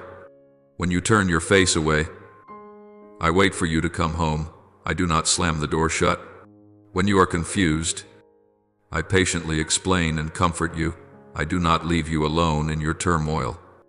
You may find it hard to accept such a love, because all your life you have been used to affections that come with conditions. But I am here to let you know that there is another kind of love. Unlike anything you have ever experienced before, a love that does not promise and then forget, does not give and then take back, does not push you away just because you are not good enough yet. So let what you have been through become more than just a source of pain.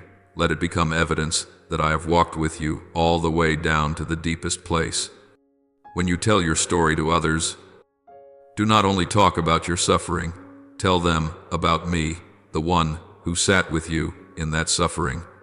When you look at your old scars, do not only remember your mistakes, remember the hand that bandaged you and lifted you up when you had no strength left.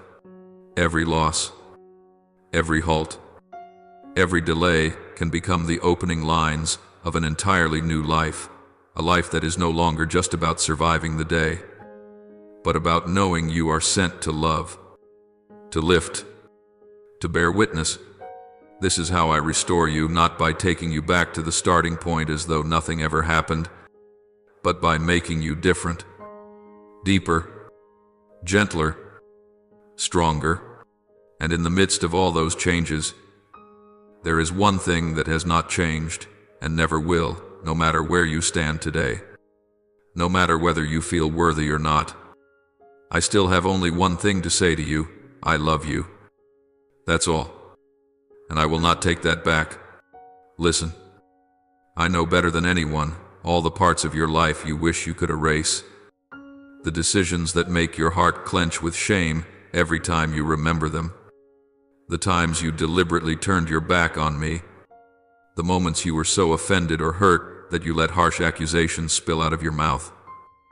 Words you yourself do not dare repeat now. I was there. I witnessed it all without turning my face away. You think each impulsive choice, each fall into darkness, has discouraged me. But my child, my love for you is not so fragile that it breaks under a few dark chapters. I do not withdraw my gaze just because you have stumbled. I do not pull my hand back just because you no longer look good enough in your own eyes. My heart does not sway with the ups and downs of your emotions. You change. You grow hot and cold. You are inconsistent. But my love remains. Like a quiet anchor you can return to at any time. Even in the most tangled state of your soul.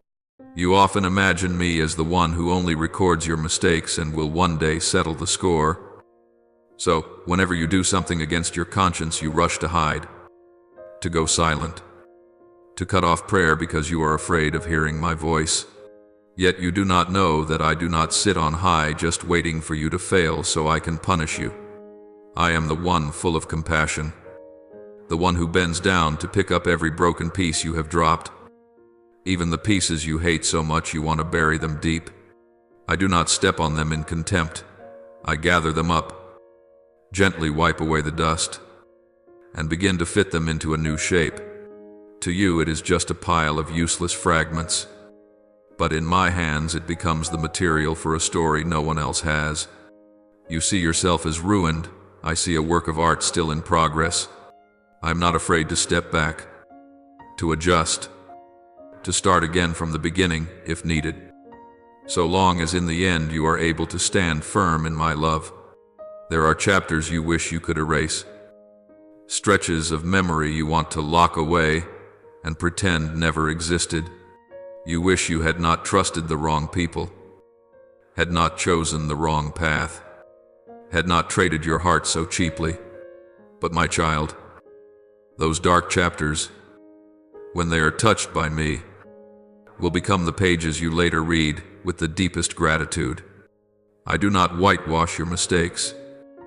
I do not deny the consequences. But I can cause even the chapters you are most ashamed of to become the backdrop that makes my grace shine more brightly. I do not love the wrong things you have done, but I have never abandoned the work of art that bears your name because of them. You are mistaken when you think the story has ended just because you have gone through a stretch of tragedy.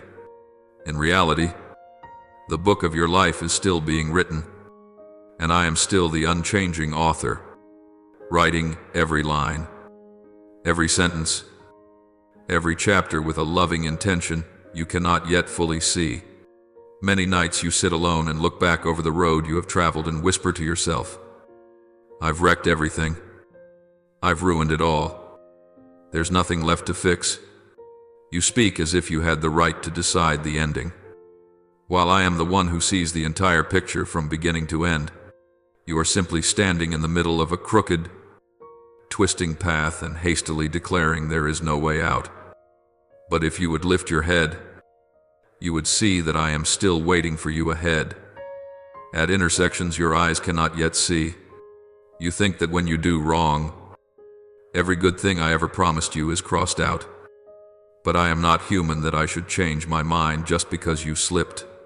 I am not easily discouraged like people are. I knew every misstep of yours in advance and still chose to write promises into your story.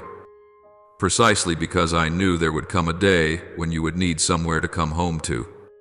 Something solid to hold on to so you would not be utterly destroyed. You are exhausted from having to carry all that guilt. You cling to each painful memory as a punishment you impose on yourself. You think that if you keep blaming yourself long enough, you will somehow be more deserving of forgiveness. But, my child, that is not how I work. I do not need you to pay by hating yourself in order to prove that you repent. I need you to believe that my love is big enough to enter the very places you think no one would dare touch. I want you to loosen your grip on that burden, not so you can live irresponsibly, but so that you can give me the place I deserve in your heart, the place of the healer, not the place of an accusing voice. It is obvious you cannot bear to keep living while dragging along that heavy shadow of the past. So why will you not let me cut the rope that is tightening around your neck? Why do you cling to it as if that were all you deserve? I want you to pause for a moment and take a deep breath, not as a mere gesture, but as a reminder that you are still alive, that you still have a chance to turn and look at me. I am here, not as far as you imagine. Only a single turning of your heart away. Only a single honest word. Only a single breath where you dare to let go of all your striving. When you breathe deeply, you release some of the words of self-condemnation. When you lay the burden down, you finally have space to receive the peace I have long prepared for you.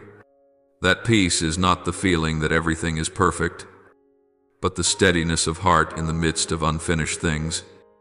Because you know I am the one in control, not your past mistakes or your future fears. Let me be the one who rearranges the chaos inside you. Let me be the one who wipes clean the hidden corners you do not dare face. I do not come to pull out your file of sins and review it. I come to close that file with the seal of mercy. I do not deny what has happened, but I cleanse your heart with a love that does not keep score. I wash away the dust that has settled on your soul for so long, not so you can pretend you have never failed, but so you can stand up without trembling under shame. I want you to see clearly how weak you have been, so that you may understand more deeply how strong I am. You do not need to hide, or beautify, or deny what is past. You only need to place it in my hands, and leave the rest for me to deal with in my way. You often worry that everything that once belonged to you has been lost, that the opportunities that slipped away will never return, that what you have ruined can never be restored. But my child, the things I have destined to be part of your life cannot be stolen by any power, not even by your own weakness. There are things I allow you to lose because they were never truly yours, but what is truly your portion in my purpose I still hold, still keep, still protect in a place no one can reach. Even when you are not yet mature enough to receive it back, I patiently wait for you to grow, to finish the lessons you need to learn, so that when the right time comes, you will receive and not lose it again. What is yours in me does not fall away, it is only being kept for the proper time. I do not play at punishment by hanging blessings high in front of you just to torment you. I set them into a timetable that all of heaven knows is exact, while you see it only as delay. There will come a day when you look back and realize that there were prayers I did not answer immediately, not because I did not hear you, but because I was preparing something better for your soul. Better not in the sense of comfort or ease, but in the sense of depth and solidity. I do not give you something merely to make you happy for a moment, only for you to lose yourself afterward. I care more for your soul than for fleeting moments of satisfaction. You want every pain to end quickly, but I want you to emerge from that pain as someone who has learned something about me, about yourself, about the value of grace. You only want the story of your life to be smooth and easy, but I want that story to carry the power to touch others. So I am not in a hurry to close the painful chapter, while it can still bring forth a deeper richness within your heart. When the day comes for the things I have kept for you to be revealed, you will no longer confuse them with luck or coincidence. You will recognize my fingerprints in the way everything fits together, from the people you meet, the doors that open, the turns that once seemed meaningless, but suddenly become perfect connecting points. You will remember the nights when you thought you had lost everything, And as you compare them with what is now unfolding, you will understand that without the chapters you once wished you could erase, you would not be standing where you stand today. In that moment, you will look back to this very moment as you are reading these words, and you will know that it is truly I who am speaking to you, not some random thought passing through your mind. You will remember that right at the point that seemed the worst. I began to write the next beautiful part quietly, gently, yet surely, and that not once. Throughout that whole process, did I ever let go of your hand. Therefore, do not be quick to conclude that you have run out of chances. Do not rush to close your heart just because you do not want to be hurt anymore. I do not promise you that from this day on you will never cry again. But I promise you that not a single tear of yours will be meaningless. I promise that I will use even the most mistaken chapters. The stories you are most afraid others will find out, and turn them into a launching pad for transformation, for comfort, for new hope, not only for you but also for those who will pass through your life. I waste nothing that you place in my hands, not even the past you hate the most, the failures that shame you the most, the dark corners you thought could never be spoken of. All of it can become material for a glory you cannot yet imagine. As long as you keep coming back, as long as you dare to stretch out your hand, I will continue to write, continue to shape, continue to lift you up, until your life truly reflects what I have thought about you from the very beginning. Now, be still, open your whole heart, and speak to me the most honest prayers from the depths of your soul. Almighty God, my Father, you who see clearly the deepest places of my heart, today I come before you with all my weariness and turmoil. So many times I have misunderstood your silence. I thought you turned your face away. I thought my prayers fell into a void. I thought I was no longer important enough for you to pay attention to. Please forgive me for all the times I hastily judged your heart based only on my fragile emotions. Please heal the places within me that have been wounded by human abandonment, so that I no longer project their faces onto you. Teach me to recognize that even when everything around me is silent, your love is still quietly at work, upholding and guarding me in ways I have not yet understood. Grant me new eyes of faith, that I may trust your heart even when I cannot comprehend your ways. And teach me to remain at rest in your arms instead of struggling in the confusion of my own mind. Good and gracious Father, who holds every season of my life in your hands, I offer to you all my anxieties about time, about age, about the things I believe I have already missed. So often I look around, compare myself with others and see myself always behind. Then I ask why you let them move so fast while you let me go so slowly. I am sorry for allowing those comparisons to steal my joy and my gratitude. Please help me believe that you are never late, that the years I thought were wasted are in fact being used by you to refine my character, to deepen the roots of my faith, and to soften my heart. Set me free from the obsession with having to measure up to others, so that I can walk in peace at the pace you have set uniquely for my life. Teach me to cherish every small step, every quiet change, every hidden progress that only you and I can see.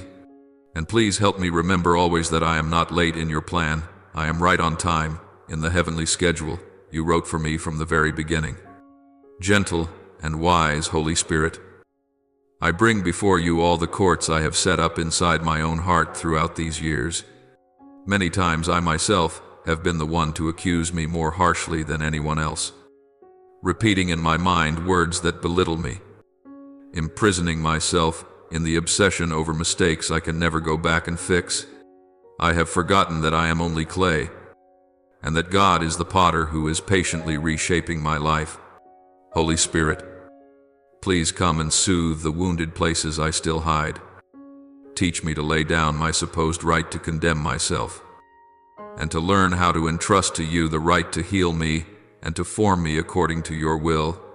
Help me believe that I am not a defective product, but a work of art still in process, that what has been broken is not meant to be thrown away, but to be rejoined in a form more beautiful and more secure. Grant me enough humility to step out of the role of the strong one, to acknowledge my weakness and ask for your intervention, so that from now on the loudest voice in my heart will no longer be the accusations of the past, but the loving whisper of God who is shaping me every day. Beloved Father, I thank you because you have helped me look back on the years I thought were wasted with a new light. I am grateful that you did not rebuke me when I complained that my life was slow, that I had missed out, that I had failed to keep up with others. Thank you for patiently correcting the way I see time, so that I can recognize that you were quietly at work throughout all those days I considered meaningless. I thank you that every tear, every waiting, every delay has been used by you to deepen the roots of my faith, to soften my heart, and to break the pride I did not even know I carried. I thank you that you do not force me to succeed early according to the standards of this world, but allow me to walk at the pace that is safe for my soul. Thank you that every passing season has value, and that today I can be more at peace with what lies behind me, because I know you have never taken your hand off my life. Lord Jesus, I lift up my thanksgiving to you, for you have patiently corrected the image of God that I carried within my heart. Thank you that you do not grow tired of showing me that you came to save, not to condemn, to heal, not to snuff out, to protect, not to crush. Thank you for helping me realize that many things I called unfair were in fact times when you drew me away from the edge of the abyss, and many things I called loss were actually the necessary redirections for my life. I thank you for entering into my pain not with words of rebuke, but with gentle hands that lifted me up instead of pushing me down. Thank you for allowing me to ask questions, to be honest about my anger and my sadness, and yet not abandoning me because of them. I know that without your patient presence, I would have let those misunderstandings pull me even further away from God. I offer this prayer in the holy name of Jesus Christ. Amen. Don't forget to subscribe and turn on notifications so that together we can build a strong and vibrant community of faith.